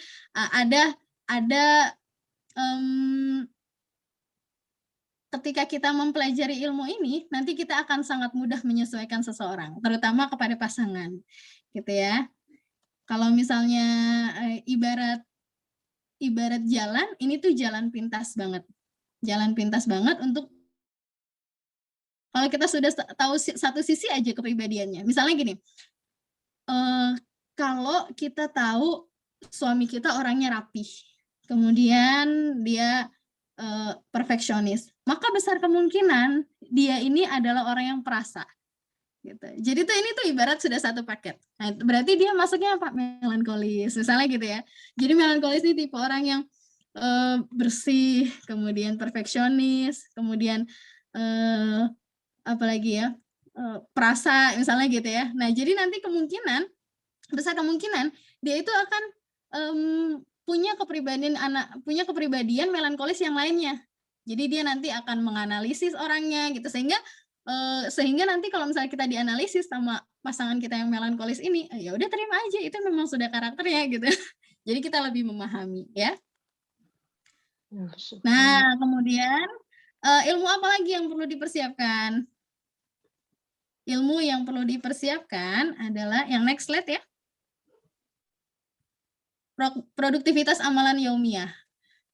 Maksudnya bagaimana? Jadi sebuah pernikahan itu sangat baik apabila bisa menjadi sarana untuk melejitkan potensi diri yang ada. Gitu ya. Contoh misalnya kita punya potensi apa? Suami punya potensi apa? Dan kemudian jangan sampai pernikahan itu justru menghambat potensi yang ada dalam diri kita masing-masing. Gitu. Jadi harus pernikahan ini bisa menjadikan kita bertumbuh dan bertambah. Gitu ya. Nah, apa yang bertumbuh? Yang bertumbuh adalah potensinya, dan kemudian apa yang bertambah? Yang bertambah adalah ketakwaan kita sebagai seorang hamba. Jadi itu selalu beriringan. Bertumbuhnya potensi sebab ada aku dan kau, kita jadi satu gitu kan. Dan kemudian bertambah, ada aku dan kau, kita jadi bertambah keimanannya kepada Allah. Ketakwaannya kepada Allah jadi bertambah. Sehingga rumah tangga itu ada visi dan misinya gitu. Jadi kita sudah membangun hal itu di awal, membangun visi misi, dan kemudian kalau misalnya nanti nih, kan kalau ta'aruf itu kita menjelaskan visi misi pernikahan misalnya gitu ya. Tapi biasanya itu apa yang ada di biodata itu kadang banyak banget saya menemukan ya kan, banyak yang titip biodata ke saya. Nah ini pas saya tanya lagi ke orang tersebut gitu, itu tuh jawabannya rata-rata ya mereka tuh copy paste gitu. Jadi misi-misinya itu misalnya, iya Kak itu aku ngeliat di internet soalnya rata-rata jawabannya ya untuk membangun sakinah mawaddah warahmah gitu kan. Ya ampun, bukan gitu. Setiap kita tuh harus punya prinsip hidup, dalam artian bahwa kita harus memiliki visi untuk membangun rumah tangga itu sendiri. Supaya apa? Supaya kita tahu mau dibawa kemana rumah tangga ini ya. Jadi jangan sampai misalnya kita rumah tangga udah aja cuma misalnya ya udah bangun pagi, masak, habis masak nyuci, nyetrika, udah begitu aja gitu. Walaupun sebenarnya itu pekerjaan domestik itu nggak akan pernah ada habisnya dan itu semuanya adalah pahala ya. Tapi ada poin penting yang harus kita tambahkan. Apa itu? Visi misi dalam pernikahan. Supaya apa? Supaya kita itu yang membuat rumah tangga kita dengan rumah tangga yang lain itu menjadi berbeda. Gitu. Kalau orang lain mungkin menjalankan rumah tangga ya sudah begitu saja, laki-laki mencari nafkah, perempuan di rumah misalnya begitu. Tapi tidak ada visi misi untuk semuanya dikembalikan kepada Allah. Nah maka ya sudahlah, semuanya akan berjalan flat saja gitu ya. Kemudian tanpa adanya dorongan-dorongan ibadah karena Allah gitu. Jadi ya semuanya akan berjalan sesuai saja, tidak ada nilai pahalanya. Gitu. Kalau misalnya kita tahu, ya mencari nafkah itu adalah ibadah, kemudian kita tahu melayani suami dari adalah ibadah, gitu kan? Menyiapkan makannya, menyiapkan pakaiannya, mencucikan pakaiannya itu adalah ibadah. Maka semua itu akan bernilai pahala. Ketika kita tidak mengetahui poin-poin itu dan akhirnya kita menjadi pribadi yang ngedumel saat menjalankan itu semua. Walaupun wallahu alam nilai kebaikan itu pasti Allah lebih mengetahuinya dibanding kita ya. Gitu. Nah, jadi dalam rumah tangga amal yaumiyah ini perlu diperhatikan sebab kalau kita menjadi seorang ibu itu akan menjadi madrasah untuk anak-anak gitu. Dan kalau misalnya nanti seorang suami itu akan menjadi madrasah untuk istrinya gitu. Jadi ibu madrasah untuk anak-anaknya, suami itu madrasah bagi istrinya. Maka sangat diperlukan bagi setiap pasangan untuk terus mengupgrade diri agar tetap stabil kecintaan pada manusianya yang menyertakan Allah di setiap aktivitasnya. Jadi kalau kata quotes gini, jadikanlah cinta kita segitiga. Maksudnya bagaimana? Antara aku dan kau ada Allah di tengahnya gitu ya. Jadi supaya cintanya tetap bertumbuh dan bertambah gitu. Nah, terakhir saya mau menutup dengan mentadaburi. Sebenarnya banyak sekali ya ilmu rumah tangga, nanti kita akan menghadapi dengan sebuah tradisi misalnya ya. Adat istiadat, betul nih, parenting, mengelola emosi juga termasuk ya, adat istiadat. Jadi saya tuh keturunan Jawa yang kemudian lama tinggal di Jakarta, jadi orang taunya saya orang Betawi ya, padahal sebenarnya saya keturunan Jawa. Dan kemudian suami saya itu taunya saya orang Betawi waktu sebelum nikah. Makanya kenapa orang tuanya beliau ini ACC untuk saya jadi mantu, karena katanya satu suku katanya gitu. Akhirnya ternyata setelah tahu saya orang Jawa itu baru tahu setelah menikah, justru saking kita memang tidak banyak komunikasi secara intens gitu. Taunya itu 6 bulan setelah menikah. 6 bulan setelah menikah dia baru tahu kalau saya orang Jawa. Kamu ternyata orang Jawa gitu. Nah iya, kamu merasa tertipu gitu ya. Enggak sih, cuma orang tuanya akhirnya mempermasalahkan sebab saya kurang memahami adat istiadat Betawi gitu. Nah, ya udah jadi saya harus belajar lagi nih lebih ekstra untuk untuk belajar adat istiadat Betawi supaya bisa lebih diterima. Nah, itu harus dipelajari juga. Misalnya nanti teman-teman menikah dengan orang Padang, nanti harus dipelajari adat istiadat Betawi, bagaimana kulturnya, bagaimana dan lain sebagainya, gitu ya. Nah, kemudian bagaimana caranya juga nanti ada ilmu kita menjaga hubungan terhadap mertua. Jadi orang tuaku adalah orang tuamu, gitu ya. Prinsipnya orang tuaku adalah orang tuamu. Kenapa? Karena memang kan orang tuanya itu rela memberikan anak laki-lakinya ke kita. Orang tua kita juga rela memberikan kita kepada laki-laki ini yang bukan siapa-siapanya, gitu kan. Nah, maka ketika kita bersatu, seharusnya adalah kita sama-sama mengorangtuakan satu sama lain. Gitu. Orang tuamu adalah orang tuaku. Itu penting banget. Supaya apa? Supaya terjalin kasih sayang di antara mertua dan menantu. Kan kalau misalnya kita menghadapi masyarakat yang umum, itu tuh seolah dijadikan mertua dan menantu itu seperti minyak dan air yang tidak akan pernah bisa menyatu, gitu kan. Sehingga pada akhirnya seolah-olah sering terjadi konflik di antara keduanya. Jadi tuh kayak masyarakat sudah membangun paradigma itu. Padahal sebetulnya walaupun memang awalnya begitu, tapi kan ada proses untuk menjadikan semua itu lebih baik ya, menjadikan itu hangat. Bagaimana caranya? Maka ilmu komunikasi itu juga dibutuhkan dalam bagaimana cara kita mengkomunikasikan kepada mertua, gitu ya. Jadi harus tahu, misalnya mertua itu kan lebih tua daripada kita, maka bagaimana cara kita menghormatinya, maka bagaimana cara kita menyayangi anaknya, gitu, dan lain sebagainya. Itu juga perlu ilmu. Kemudian berikutnya parenting, yang tadi kita bahas ya. Jadi orang tua ini adalah madrasah untuk anak-anaknya. Jadi jangan sampai kita tuh udah nih kita punya anak aja, nambah lagi anak gitu kan. Akhirnya anak itu ya sudah kita beri makan, kita besarkan, tapi kita tidak punya visi misi untuk gitu. Nah, maka dari awal sebelum kita menikah kita harus punya, saya tuh jadi nggak di sini sih ya. Saya jadi tuh di kamar itu ada mading gitu ya, mading, dan madingnya itu saya udah bilang sama suami, nih Mbak, jadi aku dulu sebelum menikah mau punya anak sekian, misalnya gitu. Punya anak sekian, dan kemudian anak-anak ini nantinya kita akan analisis mereka, kira-kira kecenderungan dirinya akan berada di ranah apa gitu.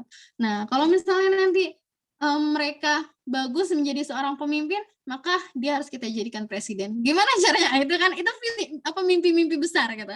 Kemudian nanti ada yang harus menjadi guru. Guru bukan hanya guru yang mengajar anak-anak, tapi guru dari seluruh guru misalnya gitu kan. Jadi kita bikin grand design gimana caranya kita mampu menjadikan mimpi-mimpi besar kita itu terrealisasi dengan pasangan kita. Itu kan ilmu juga ya, perlu ilmu dan perlu komunikasi yang baik. Maka itu juga kita harus pelajari. Oke, terakhir saya akan menutup dengan kita mentadaburi sebuah ayat di Quran surat Asy-Syura ayat 11. Surat Asy-Syura bunyinya begini. A'udzu billahi minasy syaithanir rajim. Bismillahirrahmanirrahim.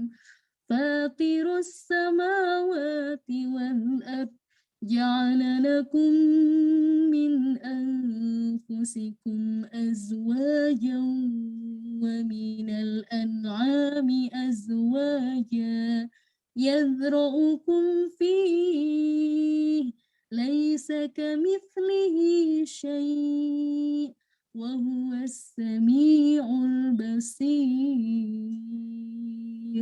Shadaqallahul adzim. Nah, kita pretelin ya. Kita uraikan satu persatu.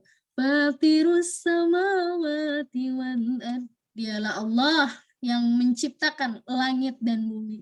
Jadi tuh Allah mengawali surat ini dengan kalimat Dialah Allah pencipta langit dan bumi. Kita bayangin ya, langit itu ada apa sih? Ada bulan, bintang, matahari, galaksi-galaksi, kemudian planet-planet, dan lain sebagainya. Yang kemudian itu betapa maha besar Allah nggak sih gitu kan? Betapa maha hebat Allah nggak sih? Maha agung Allah nggak sih gitu? Kemudian Allah menggambarkan lagi Fatirus sama wati wal ard. dan bumi. Di bumi ini ada gunung-gunung, lautan, hewan, binatang, tumbuhan segala macam ya. Dan kemudian manusia juga diciptakan di bumi. Dan Allah ingin memberitahu kepada kita, ketika Allah menciptakan sesuatu, maka Allah pasti mengaturnya dengan sangat baik. Nah, maka itu makna dari fatirus samawati wal ard. Nah, kemudian di kalimat berikutnya, ja'alalakum min anfusikum azwaja. Dan dia menjadikan ja'alalakum bagimu, dan dia menjadikan bagimu pasangan dari jenismu sendiri. Maksudnya bagaimana? Jadi pasangan-pasangan dari jenismu sendiri ini adalah supaya kalau misalnya gini, kalau misalnya kita bukan berarti gini, pasangan dari jenismu sendiri manusia dengan manusia gitu. Itu betul. Tapi maksudnya detailnya adalah jodoh pasti sekufu. Nah, itu maksudnya pasangan dari jenismu sendiri. Jodoh pasti sefrekuensi gitu. Nah, maka kalau misalnya saat ini kita belum menjumpai jodoh kita, barangkali jodoh kita ada di frekuensi 90, tapi kita masih di frekuensi 60. Bisa jadi ya. Nah, maka bagaimana caranya kita untuk menyamakan frekuensi dan kufu yang sama terhadapnya? Maka yang harus kita lakukan adalah naik ke atas untuk menyamakan frekuensinya, sehingga kita bisa bertemu dan menikah gitu. Jadi bisa bertemu. Bisa jadi kita berada di frekuensi bawah dan dia di atas. Sehingga yang harus kita lakukan adalah menaikkan frekuensi dan menyelaraskan frekuensi kita. Begitu ya. Jadi bagaimana caranya? Caranya adalah memperbaiki diri. Memperbaiki diri ini pasti sudah tahu ya ayatnya yang di surat An-Nur itu ayat 26. Yang Allah itu kurang lebih kalimatnya begini, Allah tidak akan menikahkan laki-laki yang baik dengan wanita pezina. Gitu. Maksudnya apa? Maksudnya adalah Allah itu pasti akan menikahkan seorang yang baik dengan orang yang baik menurut Allah, ya. Orang yang baik dengan yang baik menurut Allah, gitu. Sehingga ada kebaikan yang dihasilkan, yang dilahirkan dari hal tersebut, gitu. Kalau misalnya seorang pezina, kalau dia tidak bertaubat, maka dia akan dibersamai dengan pezina juga. Gitu. Makanya kenapa kita banyak menemukan ya orang yang hamil di luar nikah dan kemudian dia menikah dengan yang menghamilinya. Nah, itu kan bukti bahwa pezina tidak lain pasti dengan pezina. Gitu. Nah, itu karena jadi Allah itu menghadirkan jodoh yang pasti sefrekuensi.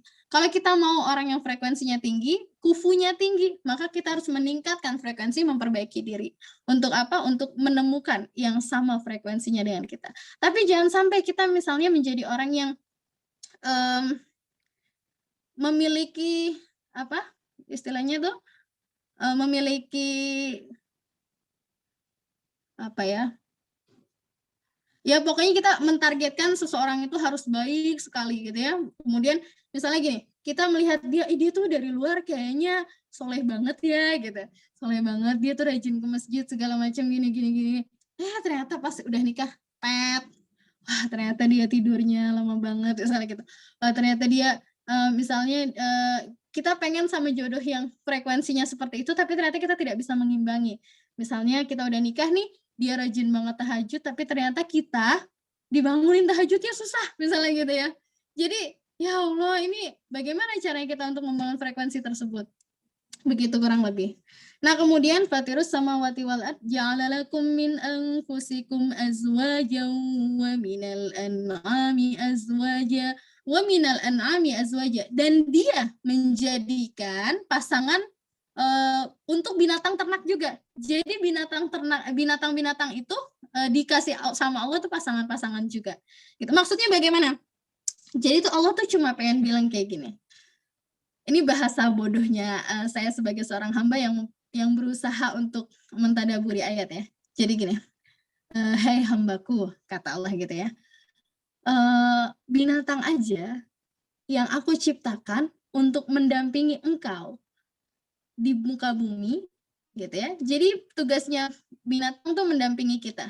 Jadi Allah tuh menciptakan binatang untuk menundukannya bagi manusia. Makanya kenapa kita bisa misalnya makan daging ayam gitu kan, ikan segala macam. Nah itu menandakan bahwa Allah itu menjadikan apa yang ada di muka bumi ini tunduk kepada manusia gitu untuk mendampingi kita. Jadi Allah tuh mau mengatakan, hai manusia, binatang aja yang aku ciptakan untuk mendampingi engkau, aku berikan pasangan gitu. Masa engkau yang aku ciptakan sebagai khalifah di muka bumi aku biarin jomblo kan gitu ya. Jadi Allah itu menciptakan manusia dengan tujuan menjadikannya khalifah.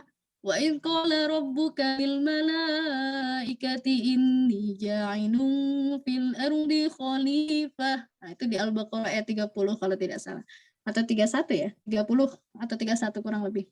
Nah, jadi Allah itu punya niat menjadikan manusia, menciptakan manusia sebagai seorang khalifah. Jadi binatang aja yang ditugasin untuk mendampingi manusia menjadi seorang khalifah diberikan jodoh gitu, diberikan pasangan. Masa kita sebagai manusia yang menjadi khalifah tidak diberikan pasangan? Kurang lebih begitu. Jadi Allah mau memberitahu hal tersebut. Kemudian berikutnya yadru'ukum fi, dan dijadikannya kalian berkembang biak dengan jalan itu. Maksudnya apa? Maksudnya adalah jadi jalan pernikahan yang dimaksud ya. Allah menjadikan manusia bertemu dengan manusia dan kemudian dijadikannya yadru'ukum fi, jalan pernikahan sebagai jalan untuk berkembang biak. Gitu. Karena kan tidak mungkin ya kalau kita tidak kalau kita tidak menikah kemudian kita berkembang biak maka semua itu halal dan tidak ada nasab antara nasab satu dengan yang lain. Misalnya gini, wah bayi yang lahir di luar pada ayahnya kan. Nah, maka itu terputus dari ayat ini yang terartikan sebagai yadru'ukum fi gitu. Yadru'ukum fi maksudnya dan dijadikan kalian berkembang biak dengan jalan itu, dengan jalan yang halal maksudnya. Supaya apa? Nanti lahir lagi generasi khalifah berikutnya, begitu ya. Laisa kamitslihi syai', dan tidaklah ada zat lain yang menyerupai Allah gitu. Tidak ada zat lain selain Dia. Gitu. Yang maksudnya apa? Allah tuh udah pasti banget deh ketika Allah menciptakan seorang hamba, maka pasti Allah akan memberikan jodoh untuknya. Jadi yang harus kita lakukan adalah yakin 100% terhadap takdir Allah. Gitu. Kemudian Allah menutup ayat ini dengan kalimat yang sangat menarik. Wa huwas samiul basir, dan Dialah Allah yang Maha mendengar dan kemudian Maha melihat. Apa yang Allah dengar? Yang Allah dengar adalah doa-doa kita, gitu ya. Jadi kita berdoa kepada Allah. Kemudian apalagi rintihan-rintihan kita. Kita berusaha semaksimal mungkin meminta kepada Allah agar Allah memberikan jodoh yang terbaik buat kita. Kan itu yang kita lakukan. Nah, tujuan Allah setelah kita merasa yakin, maka Allah ingin kita berdoa kepadanya. Maka Allah ingin kita merintih kepadanya. Nah, karena apa? Karena Allah Sami', mendengar, Maha mendengar. Gitu. Tapi ada sesuatu yang harus kita pahami. Estetika dalam berdoa itu ada 3 hal. Yang pertama, kita berdoa dan kemudian langsung dikabulkan. Itu tandanya kita mau, Allah mau. Ya, pas berarti kan, cocok ya. Kemudian yang kedua, kita berdoa dan kemudian diganti dengan yang lebih baik. Kita mau, ternyata Allah lebih baik. Maka kalau misalnya kita pengen, ya Allah pengen sama si fulan gitu kan, ya Allah kalau bisa sama si fulan aja ya Allah gitu, jadikan si fulan jodohku misalnya gitu kan, pengennya sama si fulan aja. Tapi ternyata Allah tuh punya seseorang yang lebih baik untuk menggantikan si fulan, maka akan diganti sama Allah. Gitu. Jadi konsep doa begitu. Dan yang ketiga, ketika kita berdoa tidak langsung dikabulkan, tidak digantikan, barangkali mungkin ditangguhkan. Gitu. Jadi kita harus beriman terhadap ayat ini bahwa ketika Allah menciptakan manusia, maka Allah pasti akan memberikan jodoh untuknya. Tetapi bisa jadi ditangguhkan. Banyak ya kisah-kisah yang viral, misalnya gini, wanita 50 tahun baru menemukan kekasihnya, misalnya gitu ya. Jadi barangkali jodoh kita belum lahir misalnya gitu. Atau barangkali Allah tuh mau meminta kita bersabar lebih lama. Gitu. Kalaupun tidak di dunia pasti di akhirat. Gitu. Itu kalau misalnya kita mengimani ayat ini, dan di akhirat kita akan diberikan yang jauh lebih baik. Begitu. Jadi konsep doa itu ada 3 ya. Estetika dalam berdoa. Berdoa dikabul, berdoa digantikan yang lebih baik, berdoa dan kemudian ditangguhkan. Kemudian tadi wahuwas sami'ul basir. Kemudian basir, apa yang Allah lihat? Yang Allah lihat adalah ikhtiar dari seorang hamba. Gitu. Jadi ikhtiarnya apa? Ketika misalnya seorang hamba ingin menikah, apa nih ikhtiarnya?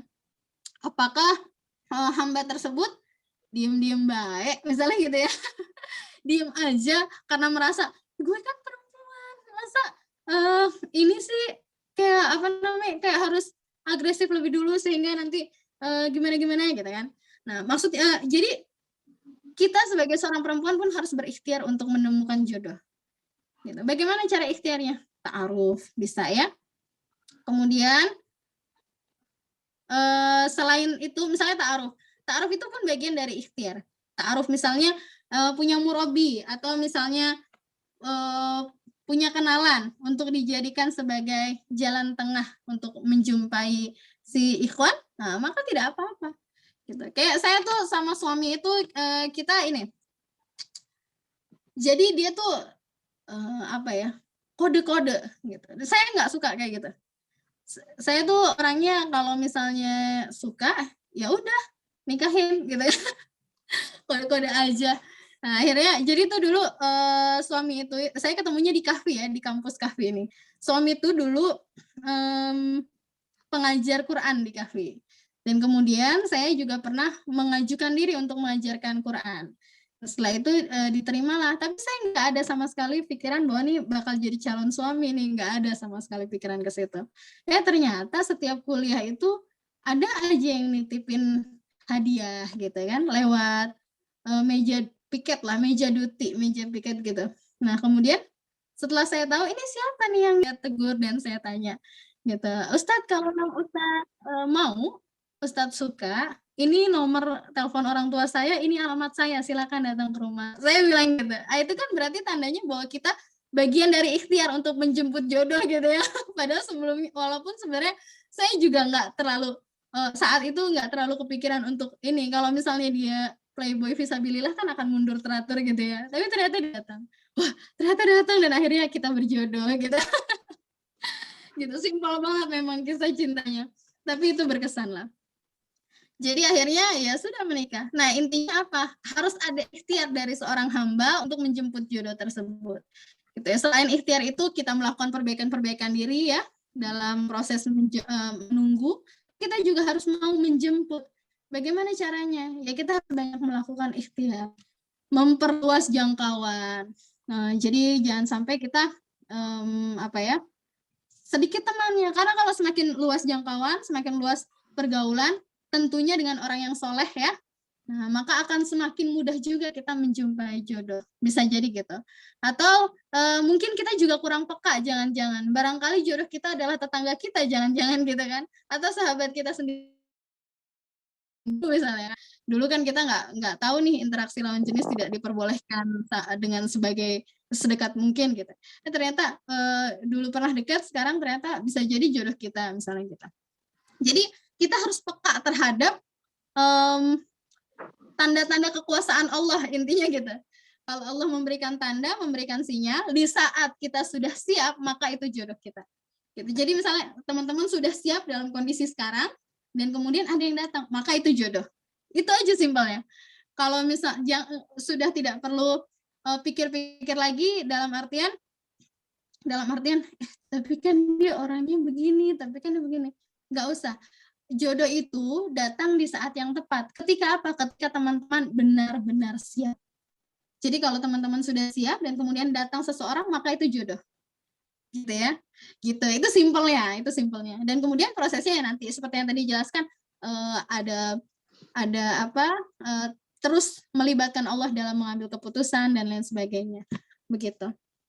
Jadi jangan sampai jadi orang yang diam-diam karena kita diam-diam nih, kita tidak pernah tahu jodoh kita siapa. Kita misalnya ada suka dengan seseorang dan kemudian tiba-tiba dia menikah dengan yang lain, terus kita nangis di pojokan sambil nyanyi, harusnya aku yang di sana, gitu kan? Dampingimu dan bukan dia. Padahal kesalahan kita sendiri. Kenapa? Karena kita tidak mengungkapkan apa yang kita rasa. Harusnya diungkapkan dengan cara yang sesuai dengan syariat, ya. Contoh seperti misalnya gini, kita bisa mengambil pelajaran dari film Aisyah, ya, Aisyah Fahri, gitu ya. Kenapa yang bisa dapetin Fahri itu Aisyah? Padahal banyak banget cewek-cewek gitu kan, perempuan-perempuan, akhwat-akhwat yang berada di sekeliling Fahri. Itu karena Aisyah yang menyampaikan perasaannya dibanding yang lain. Yang lain masih memendam, tidak ada yang berani menyampaikan. Dan menunggu Fahri menyampaikannya, tahu sendiri padahal Fahri orangnya gimana gitu kan. Akhirnya Aisyah meminta kepada pamannya untuk menyampaikan gitu. Jadi tidak ada masalah. Yang penting adalah sesuai dengan syariat. Jadi ikhtiar kita diperlukan untuk menjemput jodoh itu sendiri. Baik, teman-teman, penutup dari saya, jodoh itu ibarat gembok dengan kunci, ya. Gembok dengan kunci. Tidak akan pernah bertemu kalau bukan pasangannya. Tidak akan pernah bertemu kalau bukan pasangannya. Maka yang harus kita lakukan adalah dekati pemiliknya dengan sedekat-dekatnya. Dekati pemiliknya dengan sedekat-dekatnya, maka engkau akan menjumpai jodohmu dengan semudah-mudahnya. Terima kasih teman-teman. Assalamualaikum warahmatullahi wabarakatuh. Waalaikumsalam warahmatullahi Wabarakatuh. Terima kasih Kak Rahma. Oke, Kak Rahma masih bisa bersama kami sebentar? Boleh, masih bisa, santai aja. Teman-teman mungkin kita ini dulu kali ya, foto sebentar atau Oke. Atau teman-teman ada yang mau bertanya dulu? Mungkin tadi saking asiknya, jadi pertanyaannya dipendam dulu nih Kak. Baru sekarang mau nanya. Yuk, yang mau bertanya kita persilahkan untuk open mic ya, biar nanyanya langsung. Kita kasih waktu untuk teman-teman yang mau nanya.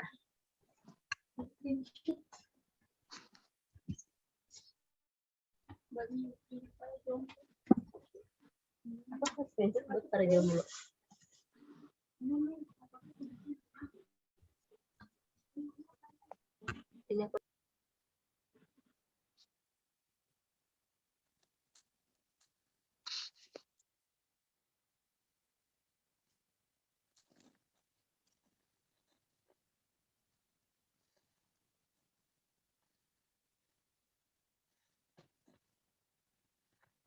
Yuk teman-teman, gak ada yang mau nanya nih. Kak Rahmanya nungguin loh. Bisa langsung. Kak Anis nih udah open mic nih. Ayo Kak Anis.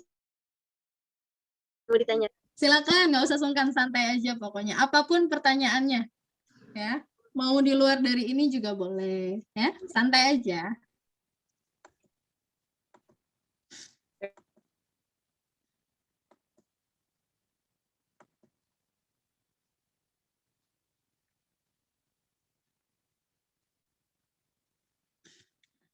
Baik, kalau tidak ada, saya izin live duluan karena harus menjemput anak. Oke. Kalau tidak ada, tapi kalau misalnya memang, oke. Karena Rahmanya juga udah mau live, teman-teman kita ini dulu yuk, open cam, kita foto bareng sama. Biar kita open cam dulu dan foto bareng. Open cam. Yuk kita open cam. Halo Kanisa, ada Kanisa. Yuk Kak Lulu, Kak Agnes, Kak Aufa, Kak Fitara, Kak Cusnul, boleh di open cam. Udah bisa. Kak Indi boleh open cam, Kak Indi, Kak Ranti, Kak Lia.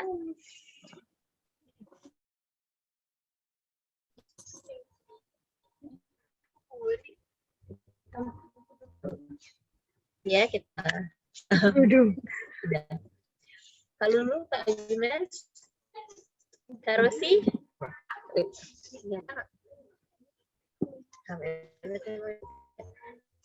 Udah, 1, 2.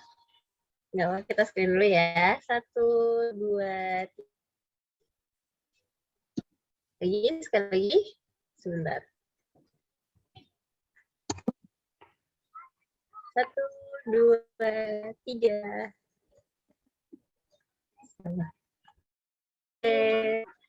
Kenapa? Ntar. Ininya mau pergi dulu. Oke, Kak Rahma. Oke, Kak Rahma, makasih banyak atas ilmunya. Boleh live duluan. Kalau ada pertanyaan boleh, tapi kalau misalnya memang tidak ada, saya izin live. Ada pertanyaan? Yuk teman-teman, kita tunggu 2 menit. Yang mau open voice mau nanya sama Kak Rahma, ditunggu yuk. Atau Kak Rahma mau kasih pertanyaan? Oh nih Kak Anggita nanya ini, Kak Anggita nggak mau open mic aja Kak, biar nanya langsung.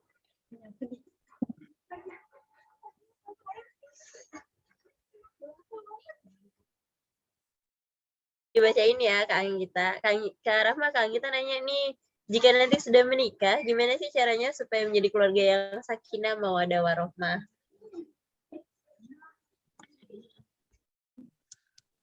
Oh, sudah ya. Sebenarnya gini, untuk menjadi keluarga yang sakinah, apa itu sakinah? Sakinah itu kan ketenangan ya, ketenangan. Kemudian mawadah itu apa? Cinta. Kemudian warohmah itu apa? Warohmah itu dan penuh kasih sayang.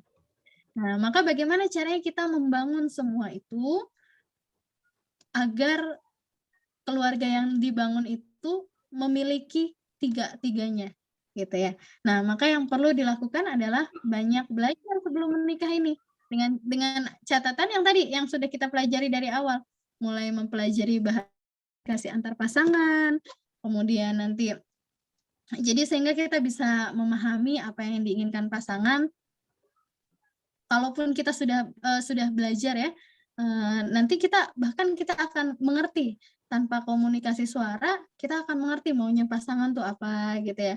Nah, hal-hal kecil yang bisa dilakukan, kemudian hal-hal kecil yang kemudian bisa diatasi masalah-masalah diatasi, hal tersebut yang nantinya akan menjadikan keluarga kita bisa sakinah, gitu kan.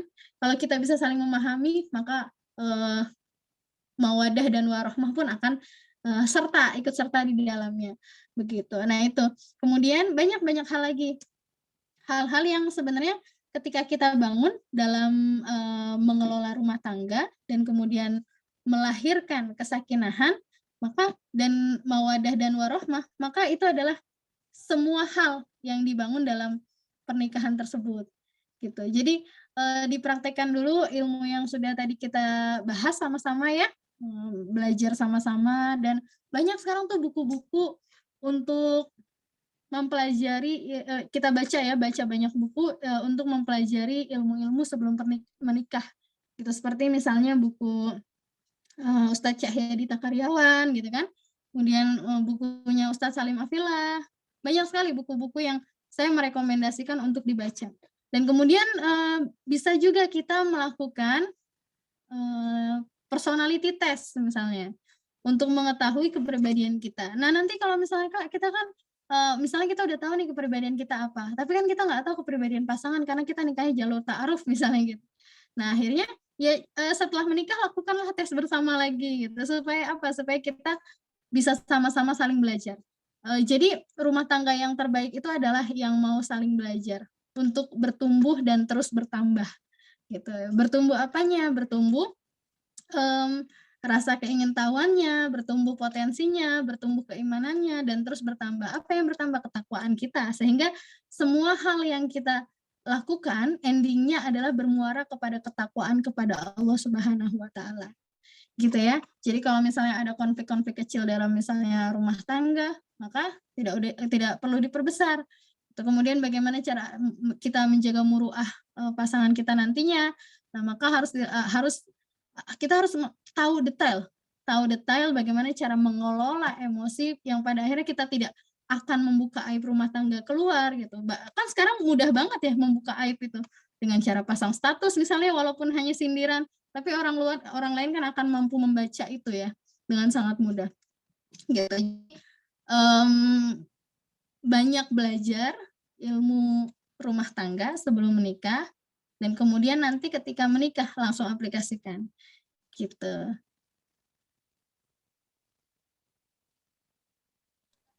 Ada lagi nih Kak yang nanya. Makasih Kak Rahma untuk jawabannya. Intinya untuk pertanyaan Kang Gita itu memang harus banyak belajar ya Kak, baik sebelum menikah maupun sudah menikah. Karena kan memang sejatinya kita tuh memang harus banyak belajar ya. Apalagi sebagai seorang perempuan, seorang ibu memang harus banyak banget belajar. Oke, next ada Karanti nih Kak. Karanti juga mau nanya. Mohon maaf Kak, jika ikhtiarnya dengan cara pacaran atau komitmen boleh nggak ya Kak? Insya Allah tidak menjadi maksiat. Batasan yang baik agar tidak menimbulkan dosa apa ya Kak? Jadi gini, syarat bolehnya pacaran itu ada beberapa hal. Yang pertama, syarat bolehnya pacaran itu ada beberapa hal. Ini pacaran sebelum menikah ya. Syarat pacaran sebelum menikah ada beberapa hal dan itu diperbolehkan. Pertama, tidak melakukan zina atau hubungan badan ya. Ah gampang Kak, itu nanti insya Allah kita tidak akan melakukan itu. Kita kan komitmen. Oke, jadi tidak boleh melakukan zina. Zina. Kemudian yang kedua, tidak boleh melakukan kontak fisik lainnya seperti pelukan, ciuman, pegangan tangan itu juga kontak fisik gitu. Nah, kalau jadi itu dalam saya mempelajari ilmu energi ya. Jadi dalam diri manusia itu ada beberapa titik energi, salah satunya di tangan ini. Makanya kenapa kalau kita salaman bersentuhan antara nih dengan tangan kita. Supaya apa? Supaya ada energi yang dialirkan. Nah, begitu juga, tapi itu berlaku kepada anehnya gitu ya. Penelitian itu berlaku haram dan yang pada akhirnya halal. Kalau yang belum halal justru ya energi yang disalurkan itu bukan membuat energi kita bukan menerima energi dan kemudian menjadikan kita lebih baik, tapi justru energi kita tuh tertarik. Kalau istilahnya bahasanya tuh energi kita tuh memudar.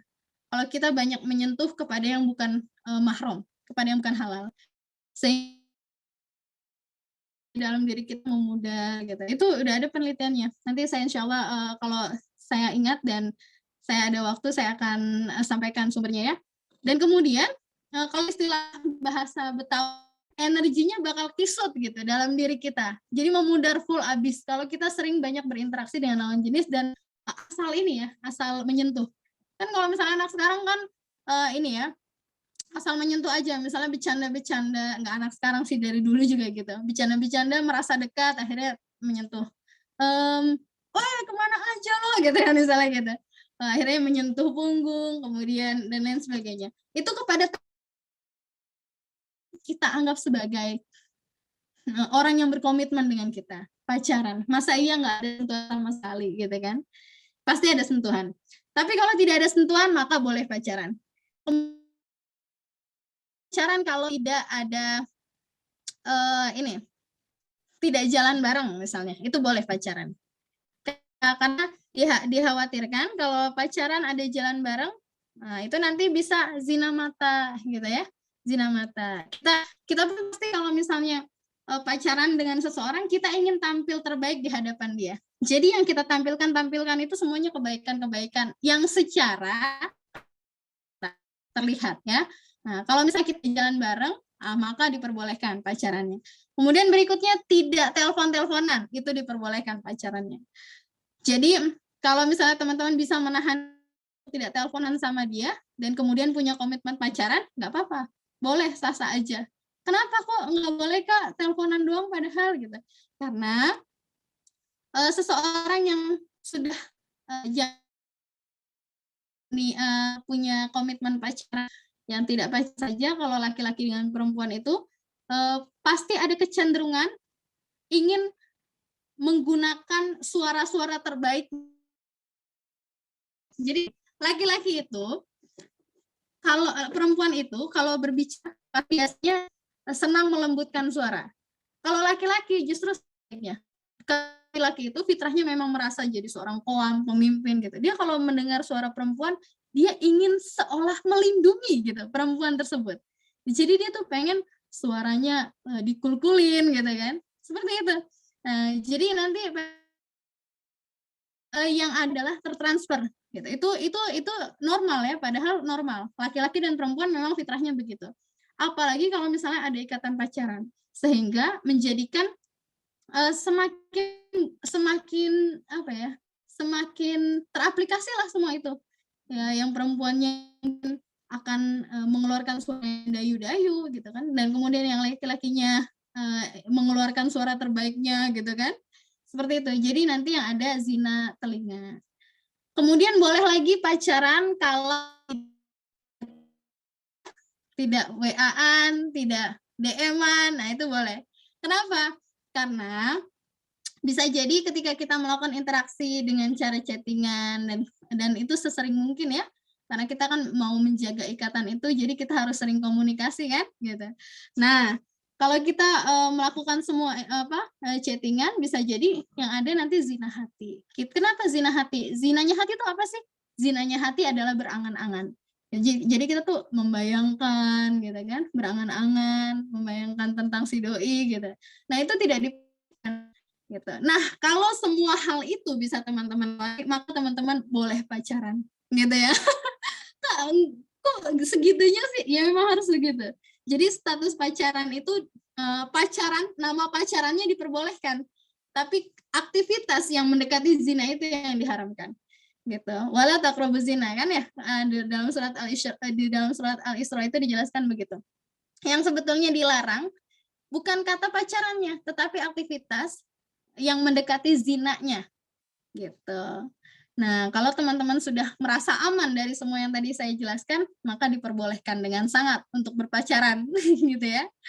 Nah, kemudian tadi pertanyaannya bagaimana? Sebentar saya cek. Bila ikhtiar dengan cara pacaran, komitmen boleh nggak ya? Tadi ya saya jelaskan, insya Allah tidak menjadi maksiat. Kalau memang tidak menjadi maksiat, dan batasannya apa? Batasannya yang tadi saya jelaskan. Agar tidak menjadikan dosa apa? Batasannya yang tadi saya jelaskan dari awal sampai akhir itu ya. Jadi boleh pacaran kalau tidak berhubungan badan, tidak pelukan, tidak ciuman, tidak pegangan tangan, tidak jalan bareng, tidak tatap-tatapan ya, kemudian tidak tidak chattingan gitu. Nah itu, kalau misalnya teman-teman bisa melewati semua itu, maka pacaran menjadi halal gitu ya. Gitu. Tapi memang agak susah ya, karena mau tidak mau untuk menjaga keseriusan itu, pada akhirnya kita harus menjaga komunikasi gitu. Gitu. Padahal sebetulnya belum tentu orang yang kita jaga itu adalah jodoh kita. Nah kan sayang-sayang ya, misalnya udah 7 tahun jodoh orang lain ya Kak. Jadi jodoh orang lain kan, jadi kita ngejagain jodoh juga kita supaya ternyata jadi jodohnya orang. Jadi sayang banget waktu kita terbuang selama bertahun-tahun itu. Maka yang harus kita lakukan selama itu ngapain aja? Selama itu adalah berkholwat dengan Allah, gitu ya, dekat dengan Allah, supaya nanti Allah memberikan yang terbaik buat kita sesuai versinya Allah. Gitu. Kalau seorang hamba sudah dicintai Allah ya, ini sudut pandang saya. Kalau seorang hamba sudah dicintai Allah, maka apa yang mau oleh hamba tersebut tanpa bilang kepada Allah, Allah memberikan yang terbaik. Gitu. Contoh misalnya gini, kita nih jadi anak kesayangannya ibu kita misalnya gitu ya, dan kita menjadi orang yang baik aja terus. Nah, di antara anak-anak yang lain kita yang paling baik. Di antara anak yang lain kita yang paling baik. Nah, maka sebenarnya ketika kita tanpa meminta pun kita pasti akan ditawarkan, mau ini enggak gitu. Yang penting apa? Akhlak kita baik aja terus. Gitu. Kita baik terhadap ibu kita, orang tua kita gitu. Nah, seperti itu sama halnya. Itu aja orang tua ya, orang tua yang kasih sayangnya terbatas. Tapi kalau misalnya Allah yang maha luas kasih sayangnya, yang Rahman Rahimnya akan ada habisnya gitu. Kalau misalnya kita nurut aja sama Allah, ibaratnya kan gitu ya. Kita menjalani aja perintah Allah, kemudian kita jauhi aja larangan Allah. Udah itu aja deh yang penting. Terus kita dekat aja sama Allah. Dengan sedekat-dekatnya, maka apa yang kita mau, Allah tuh akan kasih tanpa kita minta. Gitu. Itu ya. Itu yang poinnya. Oke, makasih Kak Rahma. Berarti mungkin itu juga ya. Kak, suka dengar nggak sih Kak? Kalau aku suka dengar gini, ketika dia mau nikah itu, apa namanya, kok jadi lebih cantik ya? Atau kayak setelah nikah, jadi lebih cantik ya? Mungkin tadi ya Kak, gara-gara penyaluran energi lewat jabat tangan itu kali ya. Apalagi kalau yang, mohon maaf sebelumnya pacaran, kan tadi aura dia hilang karena dia sering ya auranya habis gitu ya. Nah, setelah nikah kan berubah jadi mahram, mungkin ya tadi ya berubah positif, makanya jadi oh pelan-pelan cantik lagi gitu ya, mungkin salah satunya gitu. Ya jadi gitu Kak Ranti, kalau mau pacaran boleh tapi dengan tadi syarat-syaratnya, yakin nggak nih bisa? Mungkin kalau yang pertama sih insya Allah badan itu kayak udah pasti emang jangan gitu. Tapi kayak tidak teleponan, tidak chattingan, hari gini ya chattingan tuh kayak gimana gitu ya. Jadi memang benar sih lebih baik kita ya kayak tadi Kak Rahma bilang, kalau udah disayang sama Allah, whatever you want pasti dikasih. Ya. Oke, sekali lagi makasih Kak Rahma atas ilmunya. Semoga kapan-kapan kita bisa sharing lagi ya Kak Rahma, mungkin dengan tema-tema yang lain. Insya Allah. Baik, terima kasih teman-teman atas undangannya. Semoga kita semua bisa istiqomah dalam menjaga hati-hati kita karena Allah dan hanya kepada Allah ya. Sebab sekalipun kita sudah menikah, kita harus tetap menyertakan Allah dalam cinta kita. Antara aku dan kamu ada dia gitu ya. Baik, terima kasih. Minggu, mohon maaf lahir batin kalau ada kata-kata yang kurang berkenan dan sikap yang kurang berkenan. Mohon maaf lahir batin. Assalamualaikum warahmatullahi wabarakatuh. Dan mohon izin live duluan ya. Iya Kak Rahma, waalaikumsalam warahmatullahi wabarakatuh. Terima kasih sekali lagi Kak. Baik teman-teman sekalian, demikian kita udah dengerin sharing session dari Kak Rahma ya. Buat teman-teman yang kira-kira masih ada yang mau ditanyain? Atau ini mengingat sudah pukul 10.52 juga, kita memang berencana mengakhiri webinar kali ini sebelum azan zuhur ya. Nah, kita nanti bisa sholat zuhurnya tepat waktu. Kami rasa sepertinya sudah cukup ya untuk webinar sharing session hari ini.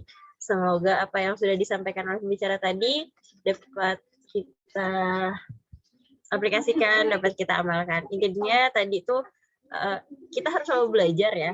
Apalagi tadi sebagai seorang muslimah memang wajib banget belajar karena kita juga madrasatul ula, kita adalah guru pertama. Mungkin kita bukan guru, saya ada yang bilang saya bukan guru Kak, pekerjaan saya yang lain gitu. Tapi kan nanti kita akan jadi guru untuk anak-anak kita, untuk adik-adik kita, untuk orang-orang terdekat kita gitu.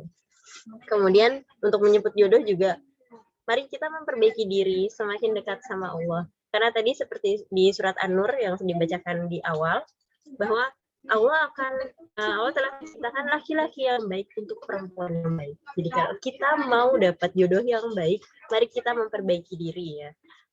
Kan nggak mungkin ya kita pengen yang baik banget tapi kitanya nggak baik. Karena tadi juga Allah juga yang udah bilang nggak Allah tidak menciptakan laki-laki yang baik kepada yang tidak baik. Gitu. Mungkin itu aja teman-teman dari kami. Oh ya, sebelumnya kita mau ini dong teman-teman, mau minta kesan dan pesan dari teman-teman nih, gimana setelah mengikuti webinar ini, kayak apa sih kesannya dan mungkin ada pesan-pesan yang kurang, apa yang harus kita perbaiki gitu. Cuma kita maunya pesan dan kesan ini disampaikan secara open mic ya, open mic sama open video. Kan biar kita kenalan juga. Iya, kalau cuma lewat chat nih kita nggak lihat nih kayak dari tadi kan baca chat, cuma kan nggak tahu nih mukanya gimana. Ya teman-teman kita persilahkan ya. Ada 3 orang. Door prize-nya masih banyak loh. Nah untuk 3 orang ya, untuk 3 orang yang memberikan kesan dan pesan kita persilahkan. Kita dapat door prize lo 3-3-nya. Yuk.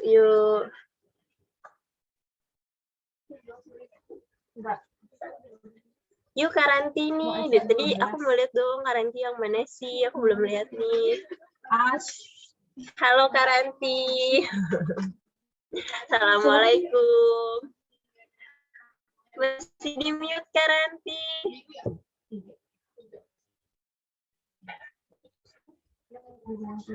Masih di mute Kak.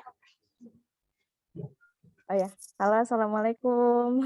Waalaikumsalam warahmatullahi. Ini aku kenalin, aku Ranti. Iya Kak Ranti. Habis pindah dulu dari ruangan. Gitu. Yang terkondisikan dulu. Iya Kak Ranti, gimana nih rasanya ikut webinar kita kali ini? Mau dengar pesannya dong. Pesannya itu aku jadi tambah tahu sebelum menikah, apalagi tadi bilangnya juga dari pertanyaan aku boleh pacaran cuman harus menjaga apa yang memang nggak boleh dilakuin sebelum sah kan.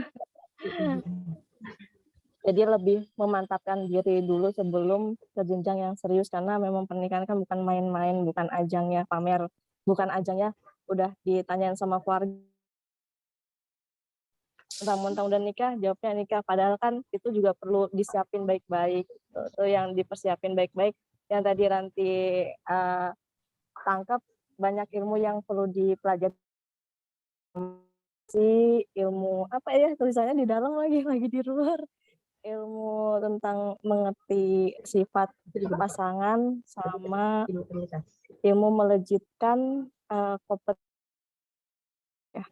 Ilmunya banyak. Yang aku ambil dari webinar Ustazah Rahma kali ini. Tuh. Halo Kak. Iya.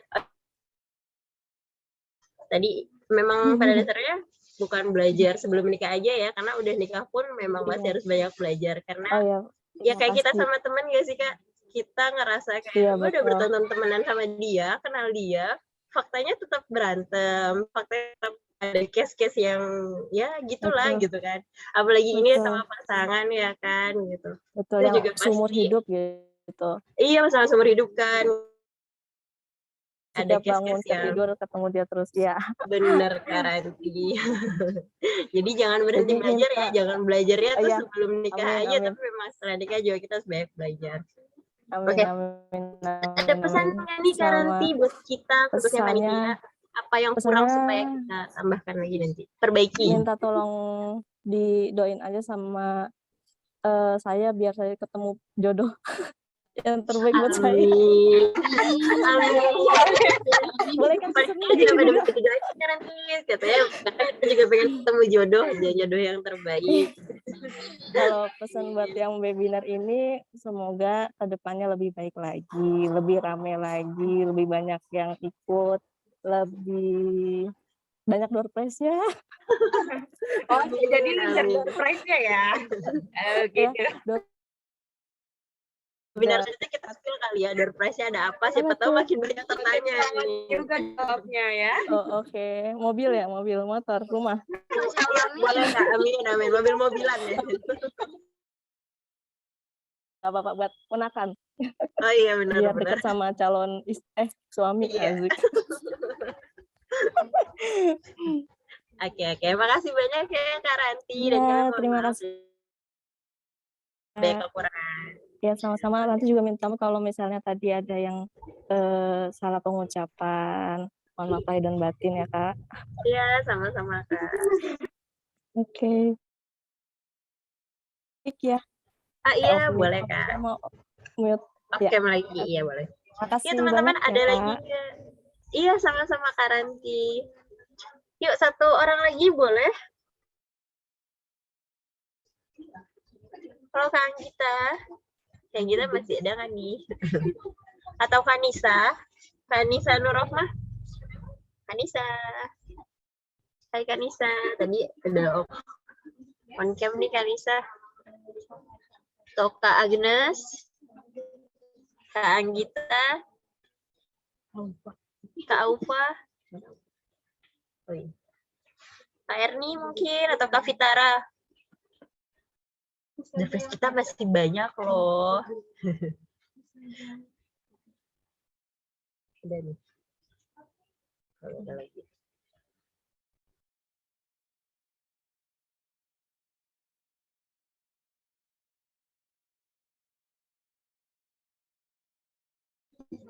Ya udah baik teman-teman, kalau gitu kami ucapkan terima kasih banyak kepada Ibu Beri yang sudah mendampingi kami hari ini. Mohon maaf apabila ada banyak kekurangan dari kami dari sisi panitia. Sudah Kak Firda juga yang juga mendampingi kami dari jarak jauh. Dan kepada seluruh rekan-rekan, teman-teman yang sudah hadir pada Zoom hari ini dan stay sampai akhir ya, dari awal sampai akhir. Karena tadi waktu awal kayaknya banyak ya, lama-lama berguguran. Makasih ya kepada semua teman-teman. Semoga kita ketemu di webinar-webinar selanjutnya. Kami dari sisi panitia sekali lagi mohon maaf apabila banyak kekurangan. Dan kami juga mohon doanya, semoga kami bisa mengadakan webinar-webinar selanjutnya. Mari kita tutup saja kegiatan kita pada siang hari ini dengan pembacaan hamdalah. Alhamdulillahirabbil alamin. Istighfar, astagfirullahalazim, astagfirullahalazim, astagfirullahalazim. Subhanakallahumma bihamdika asyhadu an la ilaha illa anta astaghfiruka wa atubu ilaik. Saya selaku panitia undur diri dan salah kata. Assalamualaikum warahmatullahi wabarakatuh. Terima kasih teman-teman. Saya Icat ya.